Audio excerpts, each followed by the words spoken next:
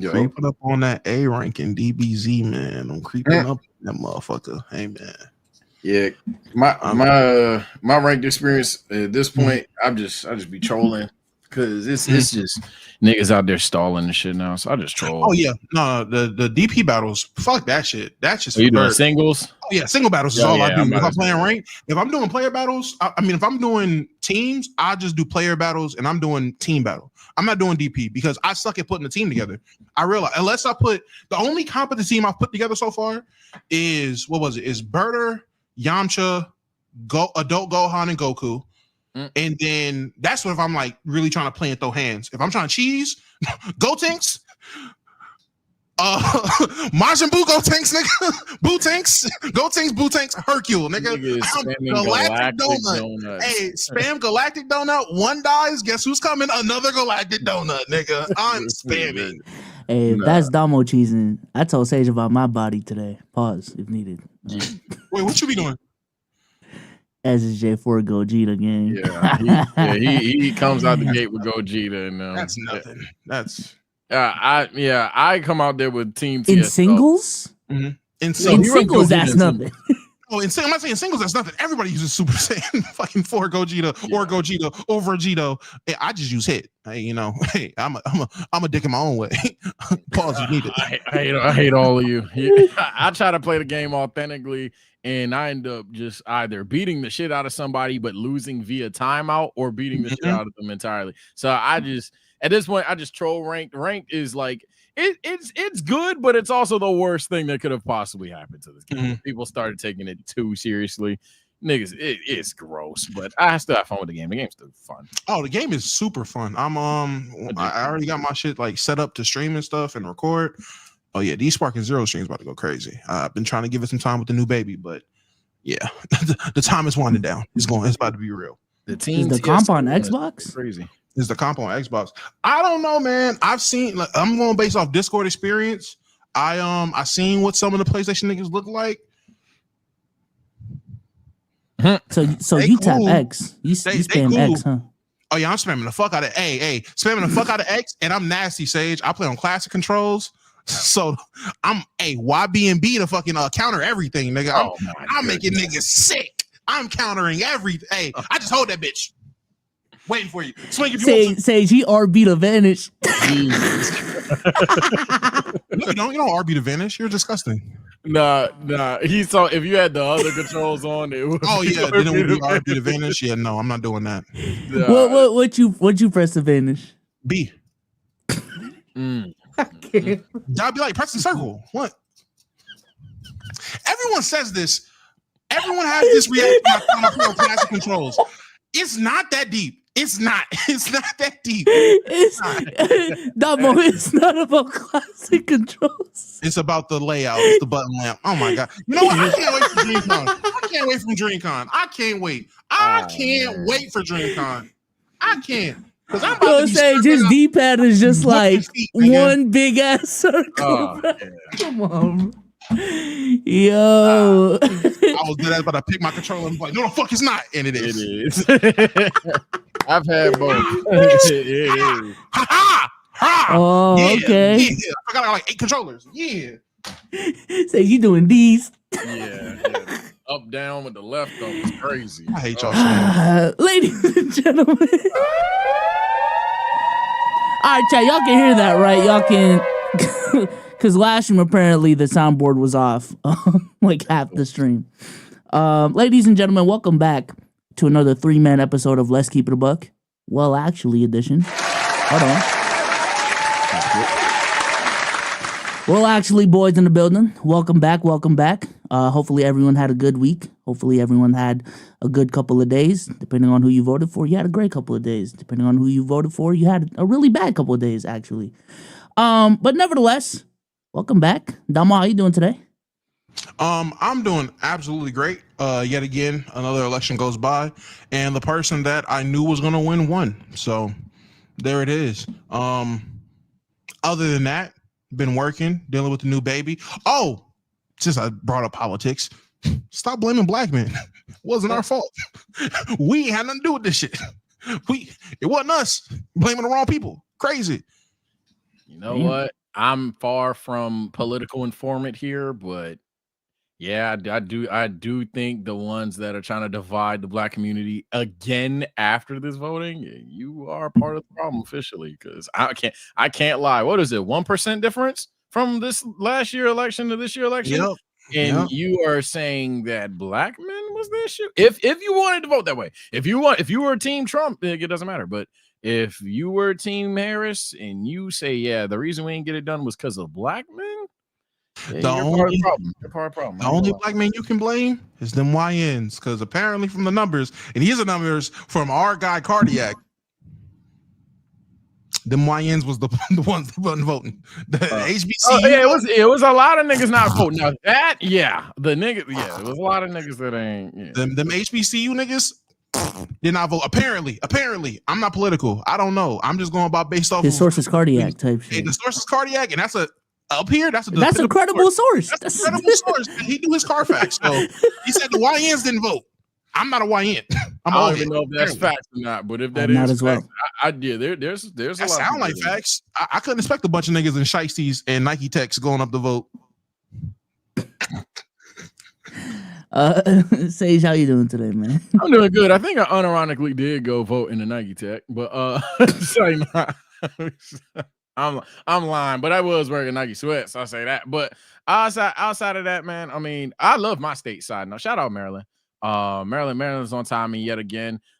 Just been good, enjoying life, enjoying water, watching football right now even. And I'm watching a win-win game. Bengals, Ravens. I don't give a fuck who wins or who loses. Either the Bengals are damn near out the offs or the Ravens are an extra game behind us. Life is actually pretty damn good over here if you're a Steelers fan. I can't wait to talk about the NFL deadline for my hot take.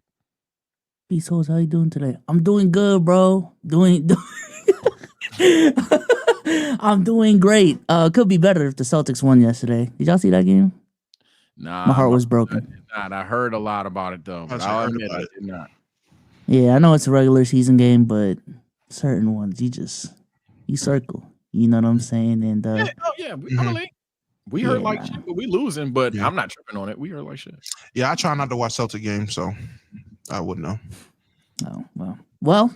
With that being said, if you guys want to support us, leave us a super chat. We will read any and all super chats. This is what they look like. Thunder up for $10. Don't settle. 100 emoji. Go hard on them dudes. 100 emoji. Everybody's trying to play the right way. Salute. Be aggressive. Oh, is he talking about Darvin Ham? I gotta say, is this a Darvin Ham mantra? For a second, I thought he was talking about our Sparking Zero conversation. Maybe I was like, "What is he talking about?" But no, that's Darvin. As soon as he said that second line, I was like, "Yep, that's a hamster class right there." If I've ever heard one. Christ, I thought I was talking about the election. But don't settle. Go hard on them dudes. Go hard. I don't know. One dude that ran. What? Go hard on them. God bless America. All right, buddy. I don't know. I'm just checking, but yeah, that's a super chat right there. Subscribe to the channel if you haven't already. Like the stream if you haven't already, and also leave us a 5-star on audio platform. This is from UJ the Wizard. 5-star review. Goat Pod. Love from the Bahamas. You all stranded on a deserted island. Who lives the longest and who dies first? Explain why. Money on Omar living. That boy scrappy for real. Jesus Christ. Deserted island? I'm a physically weak dude. I ain't gonna lie. I'm probably going out first. Short, not athletic, not resourceful, stamina on 0. I'm cooked. I actually will give myself some survivability here. My issue would be eating nasty shit. That'd be it. But like once I get over that, I'm good. I actually think I survive. I know for a fact I will survive. Military child. I know how to do with the very bare minimum and the very least. So I know how to struggle to survive. Trust me. And on top of that, and who's the first to go? Between Omar and Bsolz. Bsolz for all the reasons he did give, and Omar because I feel like Omar would say something to all of us, and then all of us would say something to each other and be like, "Wait, he said it to you? He said this to me? He said it to you? He said this to me? Gotta get him out of here. Gotta go. You gotta go. You think we just murder him? Oh my god! Absolutely. He's gonna tell all of us something different. I'm gonna be the guy that all of us are gonna be the person that survived with him the longest. Apparently, yeah, he got to go. he got to go. I would literally be planning for y'all betrayal, but during the entire time, I wouldn't betray y'all first. But I'd be fully prepared for any of you to betray me at any point in time. I would expect none of us to betray each other, but I will always have at the back of my mind, if betrayal does come, be prepared. Yeah, 100%. Sleeping with one eye open, I ain't trusting none of you niggas. Hey, I ain't gonna lie. If you see me play The Walking Dead, y'all wouldn't know how I rock, man. Actually, I'm a very selfish guy when it comes to that shit. Whole time, I know exactly how Omar be the first to go. We'll make Bsolz cook everything. He ain't gonna eat. He gonna starve. He gonna starve. No seasoning. Oh my god. Yeah. Sushi. What is this? Authentic what? Oh no. I give him this. If Bsolz is making fucking sushi, he's trolling with the rations. And that point, all right, bro. All right, dog. What the fuck? That was like. Oh, you don't want this? Aw. Nah, actually, Souls know me too well. He might fuck around and start putting his hands on the food, serving it, so I won't eat it. Yeah. No, never mind. That's what I'm saying. No, Like, I might be gone. Y'all niggas get better food and get pickier. Me, I'm just struggling to eat the worms and shit. You motherfuckers. Oh my god. You found chicken, but where's the salt? All right, buddy. Y'all know how my toxicity goes. It's very sly. It's very slick. You know? Souls is literally give everybody their food with like some utensil. Here you go, Dom. With his hand. Like, all right. All right. You know what you're doing. With that being said, man, let's go ahead and talk about basketball. Wait, hold on.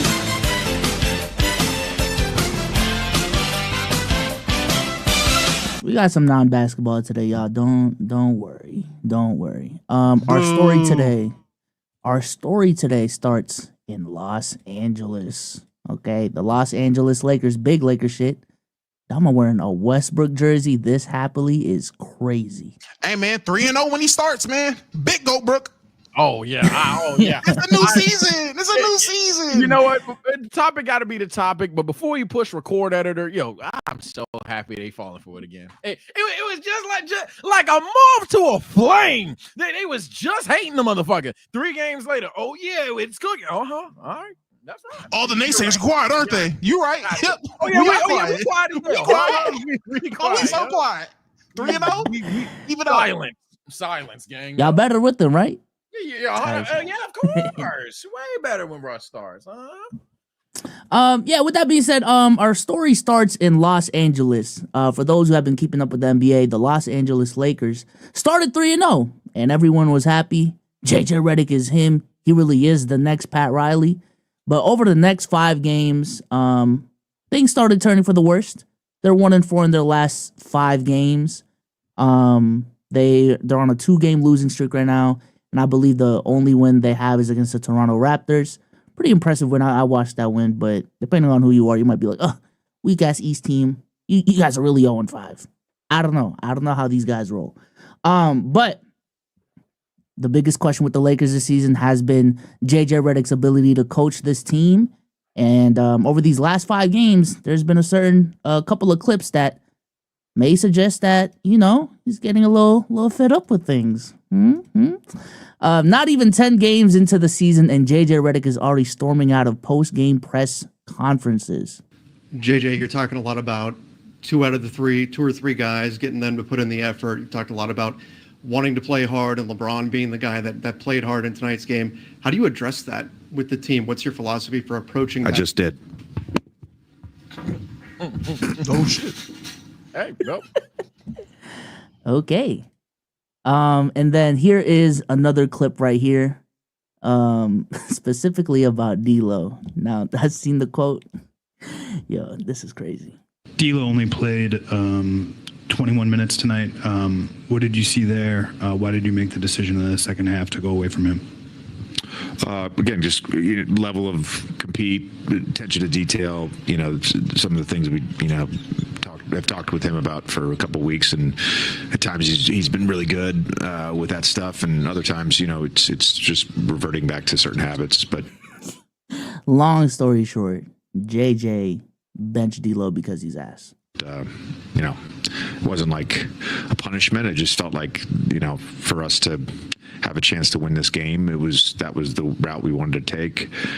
D'Lo only. So those two quotes are there. The last one, essentially, everyone's clowning D'Lo on Twitter, talking about, "Damn, you really got benched because your ass, not because you're injured, just because your ass." And then the walking off clip as well. Once again, 1-4 in their last five games after winning 3 straight. To my fellow Laker fans, is it time to panic? Absolutely not. We knew going into the season, the only person we signed, the only acquisitions was Kanat, Bronny, and Christian Koloko. We knew this roster was not fit to compete.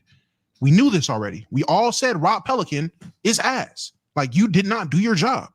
We knew this.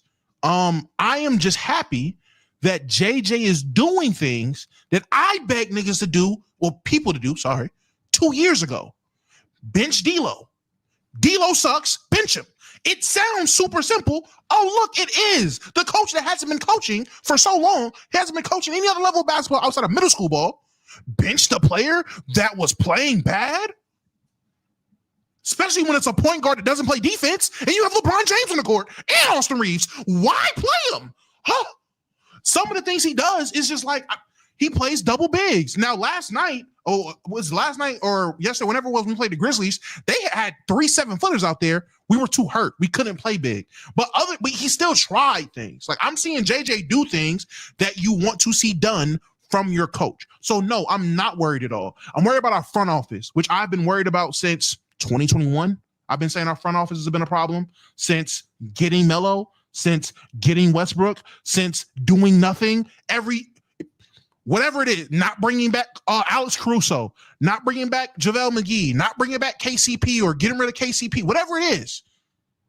No, I'm not worried about JJ, and I'm not worried for the Laker players. I'm more so worried about our front office and who's going to be the one to get traded so we actually can have a successful season. D'Lo, Vando.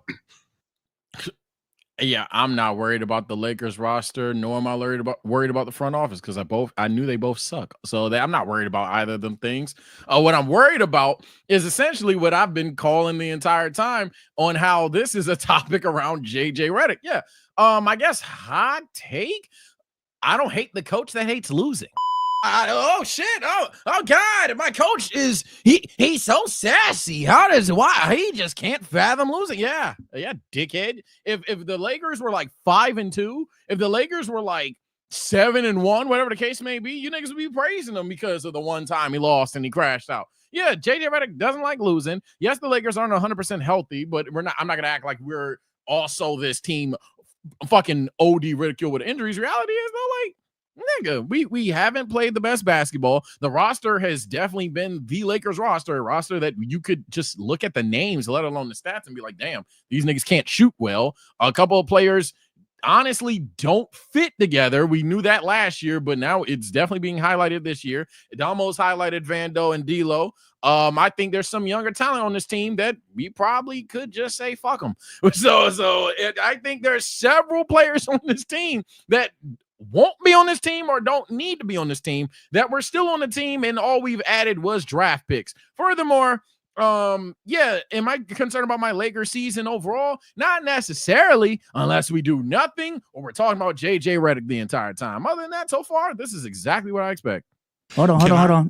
Devil's advocate Bsolz in the building. Damo, didn't you say in the playoffs that the only difference that the Lakers really needed was a good coach to be competitive? Yeah, and to my knowledge so far, have we not been a competitive team with teams? How many times have we been blown out in these, 4 games that we lost? Literally last game, and outside of that, I think we've been good. So what's a competitive team to you? If that's the question, let me ask you a question. What's a competitive team? Competitive team in the West, specifically for this Lakers team, is not just a fucking 7 seed, 8 seed. Like, whoa, you saw hella caveats. I just asked, what's a competitive team? Well, a competitive team on a Tuesday in the West. I'm like, damn. What's a competitive team? So a competitive team to me is a team that has like a realistic shot at winning a championship. In this context. That's a the reason why I said that is because last season, Damo, when the Lakers were a 48-win team and were like the 7th seed and made it to the playoffs, you mentioned that team as a not competitive team. So I can't just say a playoff team that wins 50 games.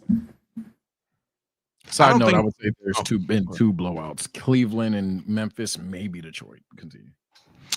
I don't think competitive has anything to do with seeding. I think it has to do with the competition you face on the court, or the as much adversity you put on the other team on the court. You can be, if the Detroit Pistons lost 28 games in a row last year and all of them was by 1 point, I would say, yo, Detroit's a competitive team. They just fucking lose. They're still competitive. They're in these games, whether it's a 500 team, below 500 team, the defending champs. If they're losing by 1 every game, close games, miss game-winning shots, niggas hitting crazy game-winning shots on them, I'm gonna say they're competitive, even though they're losing. So yeah, I don't think playoff seeding has anything to do with being competitive. I definitely 100% agree with that. In the 2020s era, the fucking 5th seed was just in the finals. So if we're us half step or 2 steps behind that, I think we're good to go. Furthermore, I'm pretty sure this is going to be a topic, so I'm not going to necessarily go that far. But I think there's some teams that above the Lakers in the standing. Yeah, ain't no fucking way they stay there. so hey, and I think we all have a couple of teams in mind. There ain't no fucking way. So, yeah, I'm not necessarily worried about the Lakers in terms of, are they falling apart? No, I think this is exactly on script with the Lakers if we do nothing. I do think, if anything, the Lakers are going to do something. However, I know our front office sucks. I know the players can't shoot. I know LeBron's old, but still going to look like every now and then he's still the best player, and then he'll go back to being an old fuck. I know Anthony Davis. Actually, I don't know Anthony Davis. That nigga averaging 30. MVP AD this season. I don't know Anthony Davis. That nigga's hooping again. So yeah, this Lakers season, I hate to be like, I guess be anticlimactic for the clip, but like that ass, I'm not flinched. I'm not hurt. I'm just only upset that my one prophecy about all season long, we're going to be talking about Bronny James, LeBron's age, AD's health, and JJ Redick is going to continue to be a thing because we're the Lakers and we only talk about the headlining shit versus actually fixing the problem, which is this team, if anything, somehow got worse at shooting. And like, what the fuck is going on with that? Like, I think we're like low key probably the worst 3-point shooting team in the league. No, I don't think we're the worst. I think it might be. We're down there. Well, I don't think we're the worst. There. You should. AD like AD shooting better. Kanat's a good shooter. Yep. I think I would say LeBron. I don't know the numbers off the top of my head, but I would assume LeBron has come down from earth from last season, because last season was like a career high from him shooting. So he's probably came down from earth right now. But we know Bron ain't. Yeah, that's not about the last. And D'Lo, I don't know if D'Lo is shooting a career high. He fucking sucks. I don't care. Even if he was. D'Lo at 29. D'Lo 29. Reese ain't got it together yet. Yeah, I feel like the scariest thing about the reason why we'll talk about Bronny, because you said it like twice, you don't want to talk about Bronny all year. The reason why I know we'll talk about Bronny all year is because we have like 5 young guys on this team, and Bronny's not the worst. That's why we're going to be talking about Bronny all year. Yeah, that's the bad part. You go ahead, but yeah, again, there's some young players on this team that look, they have potential. They're not with this team, all right, and that's fine. But some young players on this team do not need to be here. But I've been yapping. Dom, go ahead, name them, because I know I was at work and I seen a notification on my phone.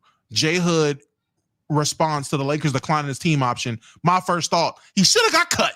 You should have cut him. Fuck declining the team. Cut this nigga. Send his ass to Germany. What? He should be with Killian Hayes. He's worse than Killian Hayes. Like, how the hell is Lonnie Walker not in the league, but J Hood is? Who the hell? Hey, Laker fans in the chat, please tell me, because I don't know. Who the hell, what the hell does who is Maxwell Lewis and what does he do? This is his second season. I haven't seen a nigga put the ball on the ground. What? I don't know what the hand this nigga shoot with. Who is this nigga? What does this nigga do? Everybody that was hyping up this Max Christie bullshit, hey, I gave the nigga a chance, and I said it in the preseason. If all he about to do is play fake defense and miss corner threes, I don't want this little fake Kobe looking nigga. And that's exactly what he's doing. Missing corner threes. And every time I hear other announcers talking about him, Max Christie's such a scrappy, feisty defender, such a great defender. No defense gets played. Not a steal, not a block, not a I seen Bronny rebound. I've seen Bronny stop Ant from getting a bucket. I've seen it. I've seen Bronny play. Max Christie just.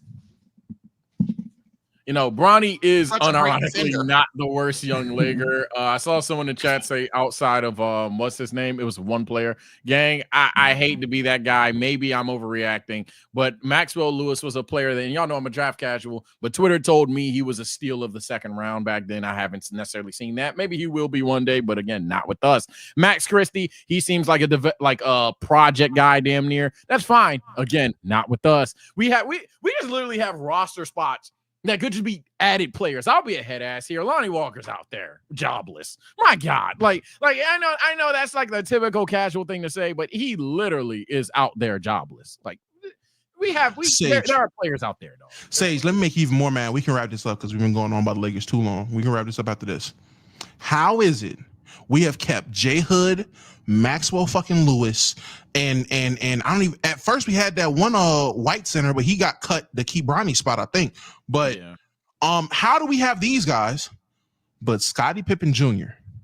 Oh God, just slips through the system and ends up in Memphis. Jay Huff, who I have been talking about Jay Huff for 3 years now. When I see him on our G League team, 2 summer league teams, and 3 preseason teams, I have been saying, hey, give my nigga Jay Huff an opportunity, a footer who's athletic and can shoot. I don't know. Maybe that will work next to AD. Who knows? Niggas told me, who is Jay Huff? What does Jay Huff do? Who cares about Jay Huff? And now he is a good backup center for, surprise, the fucking Grizzlies, who also have Scottie Pippen Jr. How is it that the good young players slip through the cracks and crevices, but we're still sitting here with fucking Jalen Hood Shafino and Maxwell Lewis, and we just gave Max Christie how much money? We gave this nigga a Jeff T contract to do nothing. The way y'all talking about Jalen Hood Shafino is giving me the way y'all talking about Taylor Horton Tucker, the way y'all say his name. I like THC, so that's not true.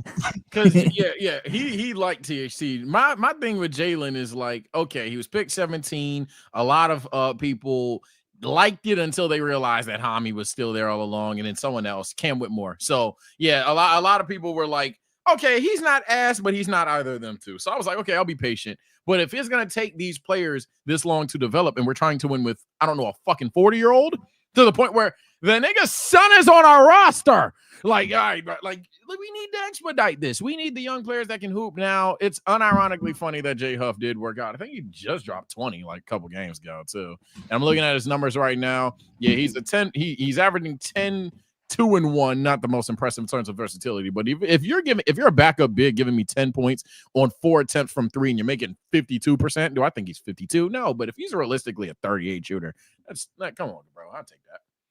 Last thing I'll say on the Lakers is just, well, I'm gonna share my tweet. I think Damo will get a kick out of this. The method's working, by the way, Damo. Yes, sir. The method's. This nigga is so Sage. Yeah, Bsolz has entered a whole new level of disgusting. I've been noticed that shit. I'm playing chess. That's all I'm playing chess out here. Farming. Oh yeah, man, Bsolz has turned into arguably the biggest clip farmer on Keeper. Yo,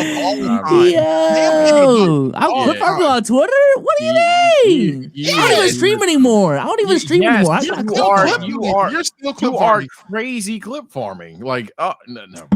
Anyways, God, all I'm gonna say is, I have my certain expectations on JJ Redick, and knowing his experience, it was not that high. All right. I also understand that this team is a flawed team, but I do like predicting how the NBA community is going to talk about certain things.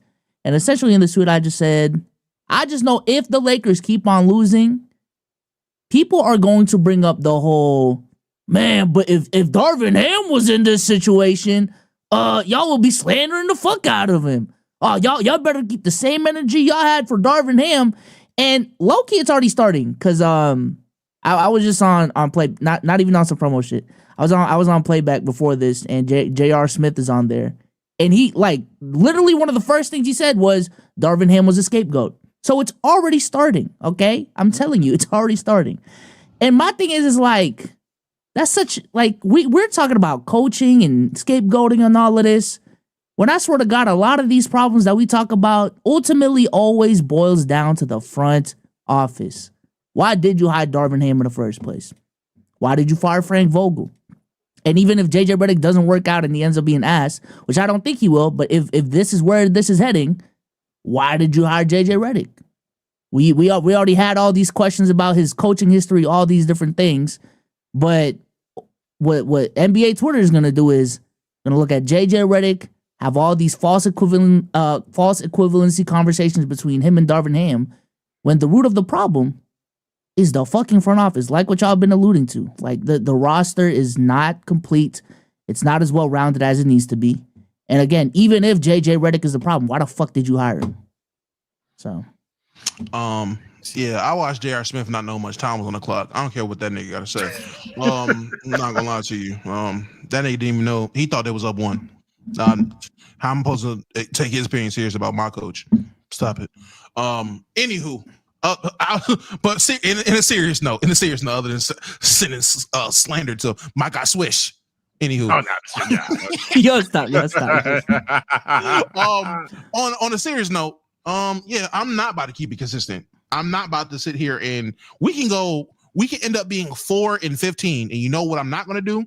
Blame JJ Redick, because so far I have watched us play and we already are doing things that we weren't doing the past 2 years. So the issues that I had with Darvin Ham aren't there anymore. So what the hell am I about to slander? I know I've always said it was more than just Darvin Ham for why we were bad. I just knew the nigga made us look way worse than what we were.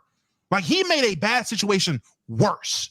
Rob Pelinka still has us in a bad situation. It's been that way since 21. I have been saying this since 21. Rob Pelican is trolling.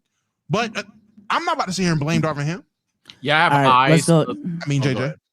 No, I was about to say, we got to move on. We have been on the Lakers for a minute. Yeah, but I have eyes. With that being said, I do want to continue the conversation to some other teams in the NBA, because there's been a lot of teams with some surprising records, for better or for worse. So we're going to play a little bit of a game here.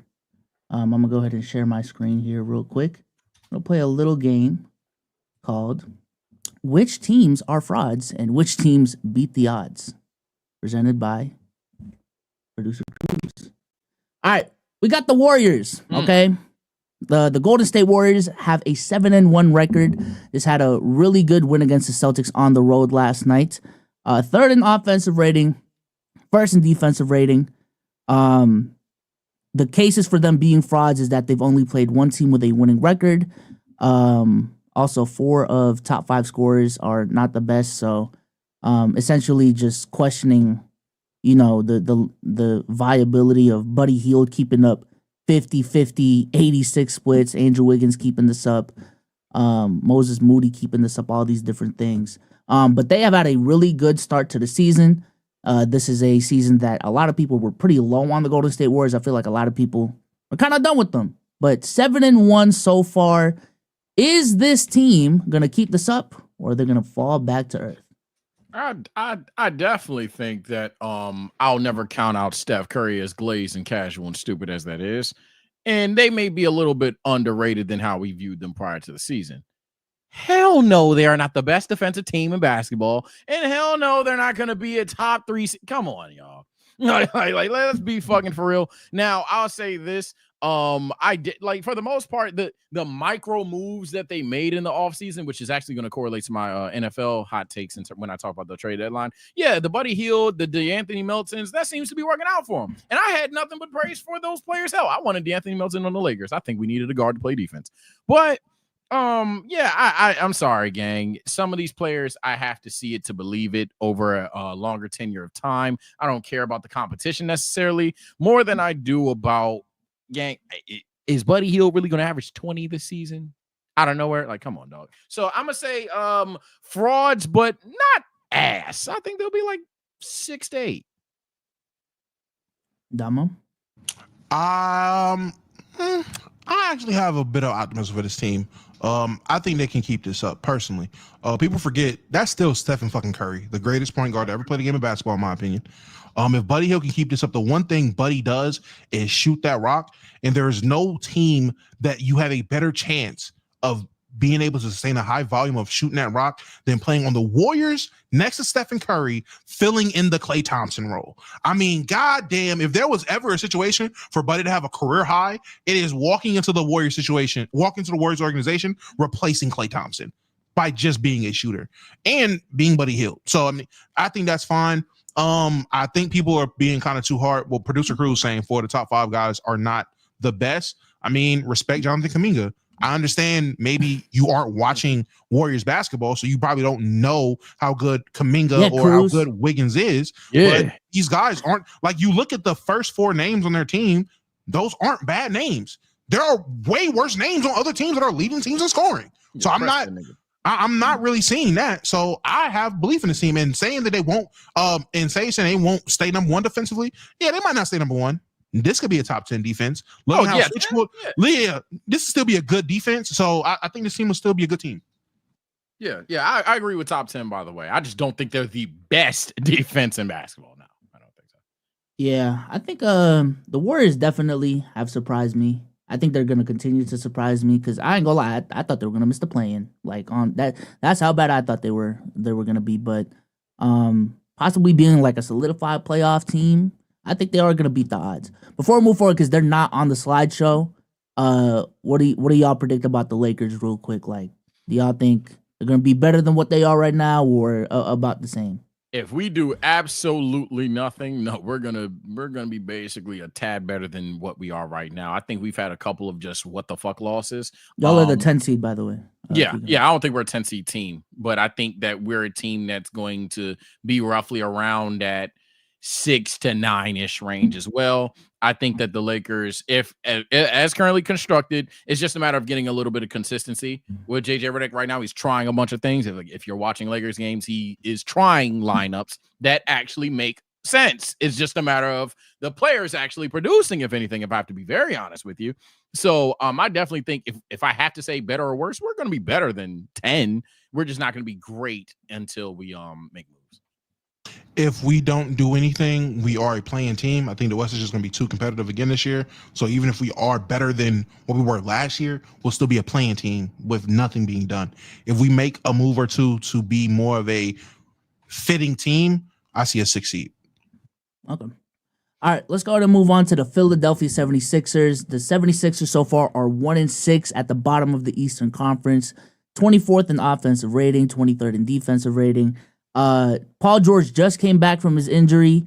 However, literally a game later, Tyrese Maxey was just announced today, I think. He's out for a couple weeks due to a hamstring injury. Joel Embiid already isn't playing back-to-backs, and Joel Embiid's health as a whole is just a fucking question at this point. Are they really that bad? Do y'all see the season just being an injury-riddled season for the Sixers and they just never figure it out? Or is it, hey, just give it some time, man. They'll find their stride. This is the same team who was at the top of the conference last year, and when Embiid got hurt, they ended up being a play-in team. This is who they are if Embiid's not there. They are another team in the East with a 6'2" nigga getting buckets. They are the Nets in black. They are the Nets in red, blue, and white. That's what they are. No, they're not beating the odds. They are going to sustain this 1-6 record performance. They're going to keep that pace up all season. Yeah, maybe I just got smarter this season as the like profound casual of the podcast, but no, I think me and Dom are gonna agree across the board today. This is literally who Philly is. Paul George and Embiid didn't play that. Yeah, no shit, Sherlock. Who would have thought it? Who saw that coming? The only thing that I'm sad about is Maxey getting hurt, but I'm numb to Embiid and Paul George injuries. Obviously, they're human, get well, but. Yeah, no, I don't think they're frauds. This is who the fuck they are. When them boys is healthy, they're going to definitely get better, but they're not going to be healthy all the time. Shocker. I feel it. I think I didn't even think it was going to be this bad, but if the injuries are going to be this, if they do get into the playoffs, they're going to be a play-in team, and by the time they actually get in, if they even make it through the play-in, They're going to be banking on Embiid to be 100% healthy, PG to be 100% healthy, and if that's the game plan, boy, that sounds like a first-round exit to me. If healthy, I guess they legit, but that ain't happening. Yeah. Next up, we have if healthy for 10 years. Sorry. No, you're good. Next up, we have the Cleveland Cavaliers. I believe they are actually 9-0 instead of 8-0. First in offense, 6th in defense. It seems like Evan Mobley has taken a leap this season. Maybe it's the leap that a lot of y'all have been asking for. Darius Garland has been tremendous so far. There was a lot of conversations about Darius Garland's play last season. Definitely stepped it up so far. 20 points, 7 assists, 50-47, 100 splits. Like, those are pretty insane. Some cons with them: lackluster bench unit, and obviously have shown to fold in the playoffs. Do y'all think the Cleveland Cavaliers are legit, or are they going to come back down to earth and be like a 4 or 5 seed? I think I would just say I think they're legit. With health, they're legit. Health would be the only reason why they would come down to a 4 or 5 seed. If we're going to talk about the actual performance of the players, you're right. Evan Mobley did take that step. I'm not going to call it a leap yet, but he definitely took that step in the right direction. I'm not going to call it a leap, but he's definitely taken that. He took a big step, I would say, in the right direction with his offensive game, and he's looking more like a solidified 3, maybe even 2 in a given night because of his defense for that team, and they need that. They just work. This team genuinely works together. I know we all had our opinions about Donovan Mitchell signing there versus going somewhere else to try to build a super team or try to win. They know who they are. They trust playing together. And I don't know how much of Cavs basketball y'all been watching. I've caught a good couple games this season. They are just playing. It looks like they like playing together. Like, they enjoy playing basketball together, and they're playing not good. They are playing a great brand of basketball in Ohio. I love it. So I think they're beating the odds. I definitely think they're beating the odds in the regular season. I think, if anything, Donovan Mitchell is going to beat the odds over time, including postseason time. However, I think they're going to have the same destination, and that's going to lead to a toxic breakup. I do think Evan Mobley's getting better. Darius Garland obviously is going to get better, but I think this unit still long-term, push comes to shove, all right, you're in the second round of the playoffs, get it done. I think they'll have the same destination, but I guess look better on the way out this year. So they beat the odds, but I don't think that they're going to be drastically better come playoff time. But they'll be a better regular season team. Yeah, Sage was being nice. 2016 Raptors. Okay, that's the equivalent. All right, first seed in the East. Technically, they're contending for a championship once they get into the playoffs. You can't say they're not one of the best teams in the league. All right, but once they meet number 0 and number 7, oh God, yeah. 5-game series, buddy. Here he fucking go. Jesus Christ. Don't y'all struggle with LaMelo Ball? Oh. Don't y'all struggle with Scotty Barnes? Oh. I think we beat them, though. Not too much. We ain't lose that game. I watched that game. Y'all was struggling a little bit. Yeah, no. We won. That's all they won. We won. How about that? Yeah, I think, every year there's that team that, like, one of the best records in the conference, all these different things. We said the same thing about the Jazz a couple years. Said the same thing about the Grizzlies a couple years. I think the Cavs, that this is what that team is for the East. There's always that one team every year, bro. And I'm glad, early into the season, I found out who it is. It'll be funny to call them East Jazz. I'll admit that, though. So Donovan Mitchell just so happens to be on both teams that everybody has. That's crazy. East Jazz is funny. Jay Allen, Rudy Gobert. I think I did that in the SNS video that's coming out soon. I called him East Jazz because it was funny. I ain't gonna lie. Donovan Mitchell's on both teams. Say, a top offensive and defensive rating. Yeah, that's fine. I get that. Hey, man, I'm just saying. Is it accurate? Probably not, but it is. Got a couple more. We got the Milwaukee Bucks. Holy crap. Oh, no, frauds. No, whatever it is, no, that's them. You don't need the intro. Sorry. You say you suck. Whatever. Fuck yourself. They're even worse than me. Y'all know me. I don't do unathletic teams. Domo, Bsolz, hey, Dame, I guess. Giannis, of course. Name any other player on this team that can move. like AJ Johnson. Yeah, he can. But Gary Trent. Pat Connaughton. Yeah. They can move. Hey, you naming wings. You ain't naming them bigs. Bobby Portis. Fuck no. Brook Lopez. Fuck no. They can't Move. I'm not a fan. Look, we were hard on Middleton last offseason and last playoff run. That's fine. Middleton, we might have been underrated. Cool. I think we have forgotten that, Brook Lopez and Bobby Portis can't fucking move. They lost a step defensively. That's a major problem with this team. And they got your boy Ham. If Taurean Prince is look at the stats. If Taurean Prince is the highlight, Jesus Christ, they're fucking frauds. I hate to admit it. Giannis is a fantastic player, but yeah, it's not cooking up right now. It would take a change that unforeseen outside of chat just saying no, they'll turn around just because you believe in them, but there is no evidence that they're not frauds right now. Yo, Gary Trent is playing like shit. Do y'all see these numbers? Yes, 23%. Yes, Gary Trent. And I wanted the Lakers to get him this offseason. I'm so happy we didn't. We might have been great because this could just be a product of a Darvin Ham assisted team. I ain't gonna lie. Maybe it's just the Darvin Ham effect because I ain't gonna. Malik Beasley's not here no more, is he? He's not on the team no more, is he? I don't think so. I think he's I'm about to say, because if he still was, I gotta see what his numbers look like. Because if his numbers dip, because Ham is there, I'm pushing agendas. But I'm not gonna hold you. They are frauds, but I said they were frauds last year when they got a certain Bay Area Kimba. I'm just saying. My Dame propaganda has been so goddamn consistent and true for going on 2 years now. I just want my flowers from people because people swore I was just, Dame's gonna get it right eventually. I guess. I mean, hey, it's cool. Him and Giannis can put 30 up together. They're 1-6. They're gonna be losers. Have fun. Have fun.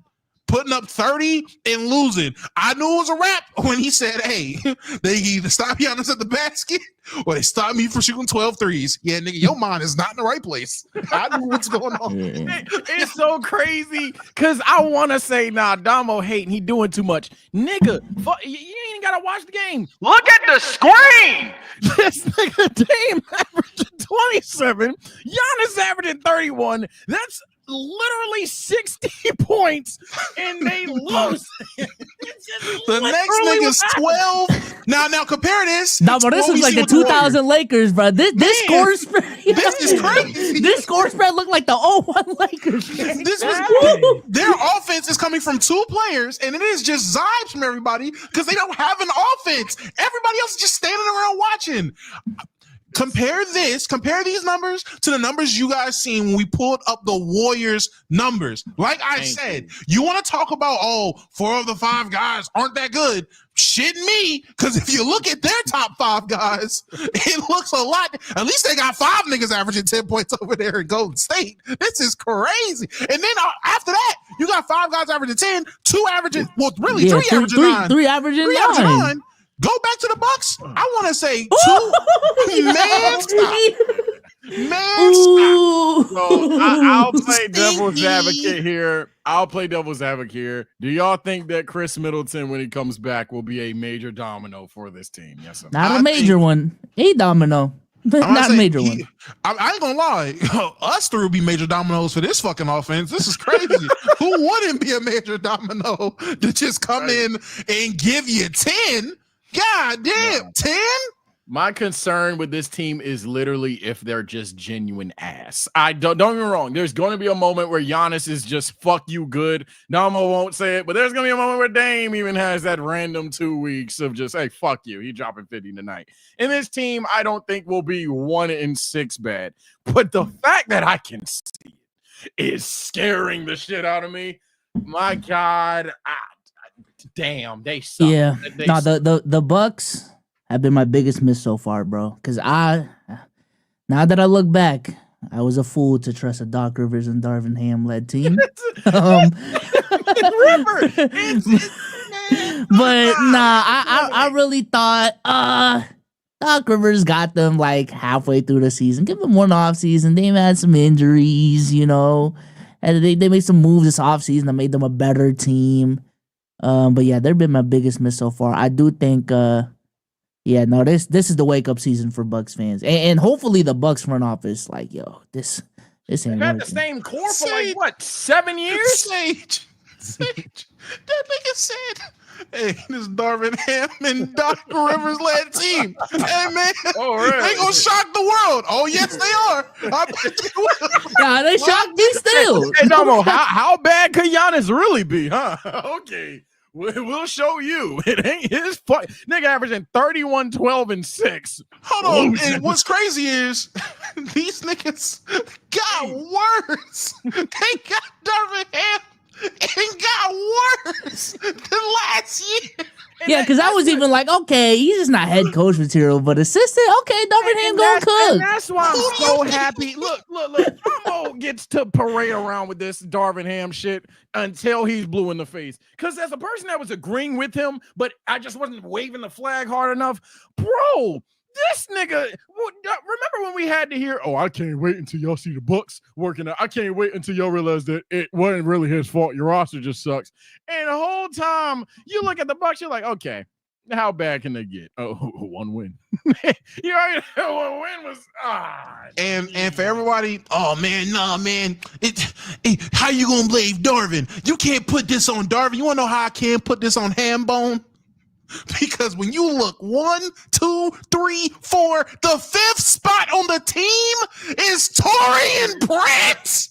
Hey, Torian Prince gotta have dirt on Darvin, man. I ain't gonna. Torian Prince is matching Giannis in minutes, depending on the game. Is there a way for you to sort this, like sort the numbers at all, or no? Oh, no, this is no. I can't watch this. I was about to say, please sort. I just want to say, sort their team by minutes. Tell people. Damian Lillard, 35.9. Giannis Antetokounmpo, 35.2. Brook Lopez, 31.4. Gary Trent Jr., 29.6. Coming in at number 5, Torian Prince, 28.6. That ain't bad, 28.6. Pat Connaughton won a ring with these niggas. He has been there. Pat Connaughton playing ass. Wait, hold on. I get it, we're dunking on Torian Prince. Torian Prince playing good. Wait. So. Let me ask. If you give Pat Connaughton 28 minutes, you don't think he can score 4 more points a game? The efficient, he got to earn them. Yeah, they're taking the same shots. Wait, hold on. They're taking the exact same fucking shot. It's one shot less. It's a reason why Torian is only getting 5.4 in them 28 minutes, and Pat's getting 4 in 16. It's a reason, Bsolz. I'm just saying. If anyone needs a clear cut, a clear example of why I know this team is ass, and a lot of it has to do with fucking Hambone, it's because Torian Prince is getting buku minutes on this team. He's not on the bench. This nigga is starting. Darvin Ham got the job in Milwaukee, and Torian signed the next day. These niggas I think that's literally true, man. I love I hate Laker Nation, but damn it, I love being a Lakers fan because we're literally the broken clock franchise. Once in a blue moon, there's some shit the Lakers fans been yelling is true. And this Torian Prince, Darvin Ham shit, we knew that was a thing. And hey, look, he got the efficiency right now on 5 shots a night, along with Giannis, Dame, Bobby Portis, and Brook Lopez shooting the ball. I'm not surprised that the guy that shoots 5 times a night has efficient numbers. But okay, if y'all believe in TP, keep watching. keep watching. All right, we got a couple more teams. This may be actually the last one. Is it? Oh, we got 2 more. The Phoenix Suns, 7-1, 9th in offense, 10th in defense. KD having an insane year. What is it? Shooting 55, 42, 81. 81 kind of surprising. D-Book having another good year. Bradley Beal been playing good as a third option as well. Advanced and expected stats say that they are outperforming slightly. And they have played Portland, Philly, and both LA teams so far. Is this the year the Suns with KD, D-Book, and Bradley Beal? You know what I'm saying? Be cocky. Exactly who the fuck I think they are, which is the team that has a right hook of hell. And we're seeing the right hook to start season pause if needed. Yeah, the Suns, if they just say, fuck you, we're going to score the ball better. Yeah, sure. The defense maybe would be the closest thing to calling them fraudulent. But I don't even think it's necessarily that. I think they're just scoring the ball really well. Granted, they don't have the sexy number 1 offensive rating, but I think Kevin Durant and Bradley Beal is playing like how Kevin Durant and how you would expect third option Beal to play. Devin Booker, if anything, could be playing better. So yeah, the Suns are exactly who the fuck I think They are, but I don't think that simultaneously they're going to be like this 62 and fucking 15, whatever the math is, team. I think they're beating the odds because everyone seen the season they had last year and thought it would be on, at least from what I heard, assumed they'll be on par with that. They have definitely exceeded expectations, and outside of them still not unleashing Bol, which is what I think will make them a championship team. The biggest surprise for the Suns, for me specifically, oh yeah, I might say, damn, you turned my color. The biggest surprise and highlight for me specifically for this team is the fact that Ryan Dunn is shooting damn near 40% on threes, and he's shooting 4 threes a game. Coming out of the draft, everyone said his shot was a problem. Everyone said he wouldn't be able to shoot. Who would have thought a team with Devin Booker, Kevin Durant, and Bradley Beal, you get a guy that can't shoot and throw him in the gym with him for a summer, the nigga turns to a 40% shooter. Who would have thought? Surprise, a fucking prize. Everybody from Player Shows, go tell Mars Damo yet again was right. Ryan Dunn shooting so much better than I thought he would shoot. Beating the odds, heavily beating the odds. They do. Yeah, no, I think the Suns over there. Shit. I think the Suns were gonna be better this year. I also thought the same about the Bucks. But they're the team proving me right so far. I think kind of similar to the Cavs. They're gonna be cool in the regular season, but in the playoffs, we know what time it is. You know what I'm saying? We know what time it is. They might get better in the playoffs. Okay, yeah, I think to make sure that this video, for the most part, clip and podcast isn't just us saying, yeah, this is all cap until the postseason. I think if there's one team that, or two teams will admit that, hey, okay, ain't nobody saw that shit coming. The Bucks are way worse, and the Warriors are better. I think the Warriors probably do have a bit more bump in postseason. They get there. I think the Suns will get better in the playoffs, which is scary. If they sustain this, or they're a good team, right? I think they get better in the playoffs based off of how teams like to score in the playoffs. If they are able to maintain a solid to good team defense and everyone buys in and they can stay healthy, man, tell me who the fuck is stopping Kevin Durant and Devin Booker for getting in good mid-range in between pull-up shots, which is the shot most teams that are winning championships exceed at, and is the main reason why their offense is functioning. Anthony Edwards. Anthony Edwards. Oh, hey man. J-Mac. Hold on. Ain't gonna be doing this again. Oh, yeah. God. Yeah. Big Ant. Well, I'm surprised the Timberwolves aren't on this list because, hey, y'all talking about Darvin Ham and what's his face, Doc Rivers being the coaching staff. I told you niggas, I think the T-Wolves got worse. You have Rudy Gobert and Julius Randle in the front court. I think we overthinking that, but hey, we'll find out. I think it's the last team. We have the New York Knicks, arguably the most hyped up team in the NBA going into the season. I don't know what their standings are real quick, so let me look that up. But opened off the season, getting blown the fuck out. Oh, right now they are 3-4. They're on a 2-game losing streak. Did we overhype the Knicks? Because I ain't gonna lie, a lot of people were talking about first seed, 55, 60 win team, best season in Knicks history. Did we overhype that, or just give us some time? I'd say. Oh, go ahead, Damo. I just want to say, because I already know I'm Mr. Devil's Advocate here, because I'm not we. I told y'all niggas I don't trust this team, because there's no way you replace a dog with a cat and think you're going to be better. No surprise, the Timberwolves have a better record than the Knicks right now. I wonder why. They replaced a cat with a fucking dog. Crazy. I had this team being like a 4, maybe 5 seed, 3, 4 to 5 seed, depending on how health goes and just how the rest of the East plays out. I don't have them as this world beater team. I don't have them as this, this is the next upstart big team to watch. I didn't have that because I don't trust Cat. And then when I seen Mikal coming out there shooting like Christian, I said, wow. No. I'm good on that. And I just said a random name. I don't know how he got it down. I'm saying I haven't even seen his J, but okay. I didn't even say Christian shot. I just said Christian. That was the first name I could think of. But he come out here just throwing shit at the rim, and I'm supposed to think this team's supposed to be a threat. Fuck out of here. Not too much. I thought they were gonna be a great team in a regular season. The question that was always asked to me was just how do they match up against the Celtics? And I thought they were sweet. For real. Oh my! But I thought that was gonna be good though. This is kind of crazy. Go ahead, Sage. My bad. I'm going to be the different one here. I think the Knicks are not perfectly fine. Obviously, they're 3-4 at this moment in time, but For the love of God, they are like a different team. You're talking about, granted, I don't know if the amount of players will add up for you all's liking, but they have Mikal Bridges and Karl Anthony Towns.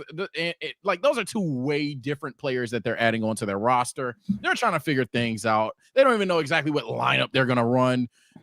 Push comes to shove, because fucking Deuce every now and then will look like, oh shit, are you sure we're not going to play him more? So I think they need more time before I'm just going to rule them out. Furthermore, I mean, Cat's apparently more skilled than Jokic. So, yeah, if we just give him a book, he's just the best player ever. So there's that. Okay, well, that is our segment on who's fraud, who's beating the odds. All right, presented by Cruz, Big Cruz.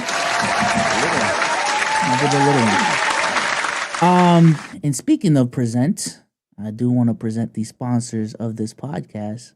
Prize Picks. Big Prize Picks in the building. Our personal favorite way to play daily fantasy sports, and we recommend you guys to try it out as well. I actually put some picks last night on the Celtics game, and I folded. Oh, no, I didn't fold, but Jason Tatum was off by 3 points, but he was looking real bad in the first half. I ain't gonna lie. Never doing that again.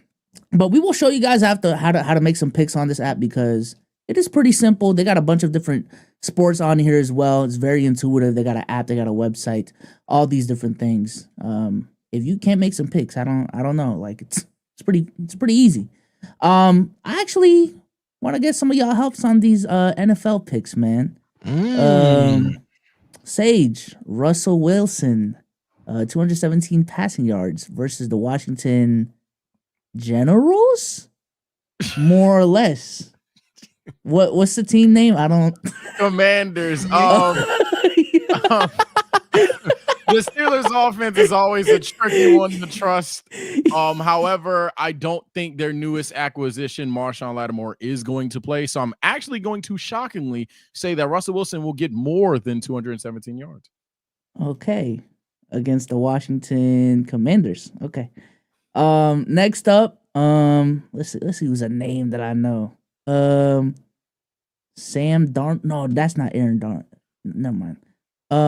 Josh Allen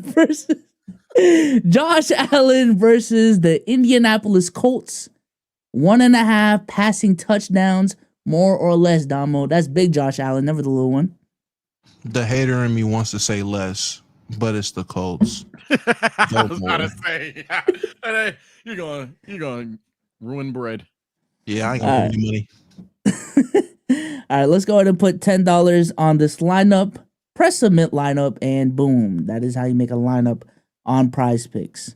And thanks to our friends over at Prize Picks, if you guys use code LKIB and go to prizepicks.com, you guys can receive a guaranteed $50 once you play $5 in lineups. Once again, go to prizepicks.com and use code LKIB to receive a guaranteed $50 once you play $5 in lineups. And shout out to Prize Picks for sponsoring this podcast. Yes. Thank you, Prize Picks.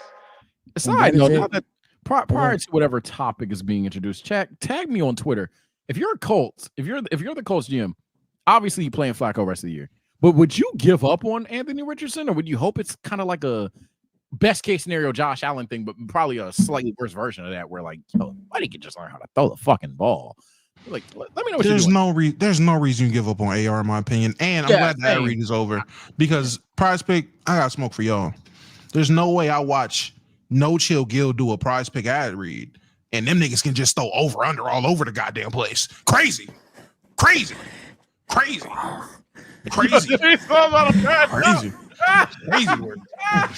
Them niggas just you thought that was a clip for real? You think this a clip for real? God damn it!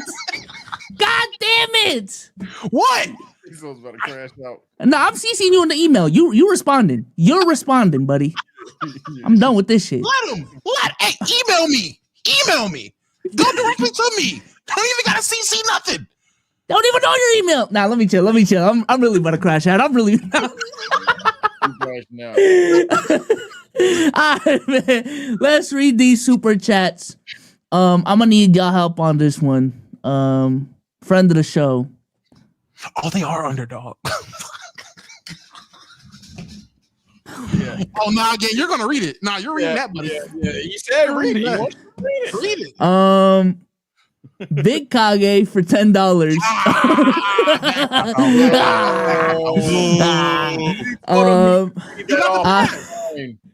I have returned. Soul say my name. I'm good. Appreciate it. But on the real, what is something that made you feel nostalgic this year? Well, staying with football for me, the Garrett Wilson catch caused a major debate on what is the greatest catch of all time, and that had me remember the Odell catch. That had me remember the Mario Manningham catches. So there's just a lot of football catches that I remember. So I would say, unironically, the newest great catch in today's era made me remember some all-time catches. Ironically, I'm not gonna lie. Playing Sparking Zero, playing like as much Dragon Ball as I've played recently, I haven't played as much Dragon Ball since I was a kid for real. Like playing like the Budokai game. So playing that took me back to a mindset of like what I used to do when I was a kid, playing with my cousins and god siblings and shit like that. It takes me back sometimes. Oh, me?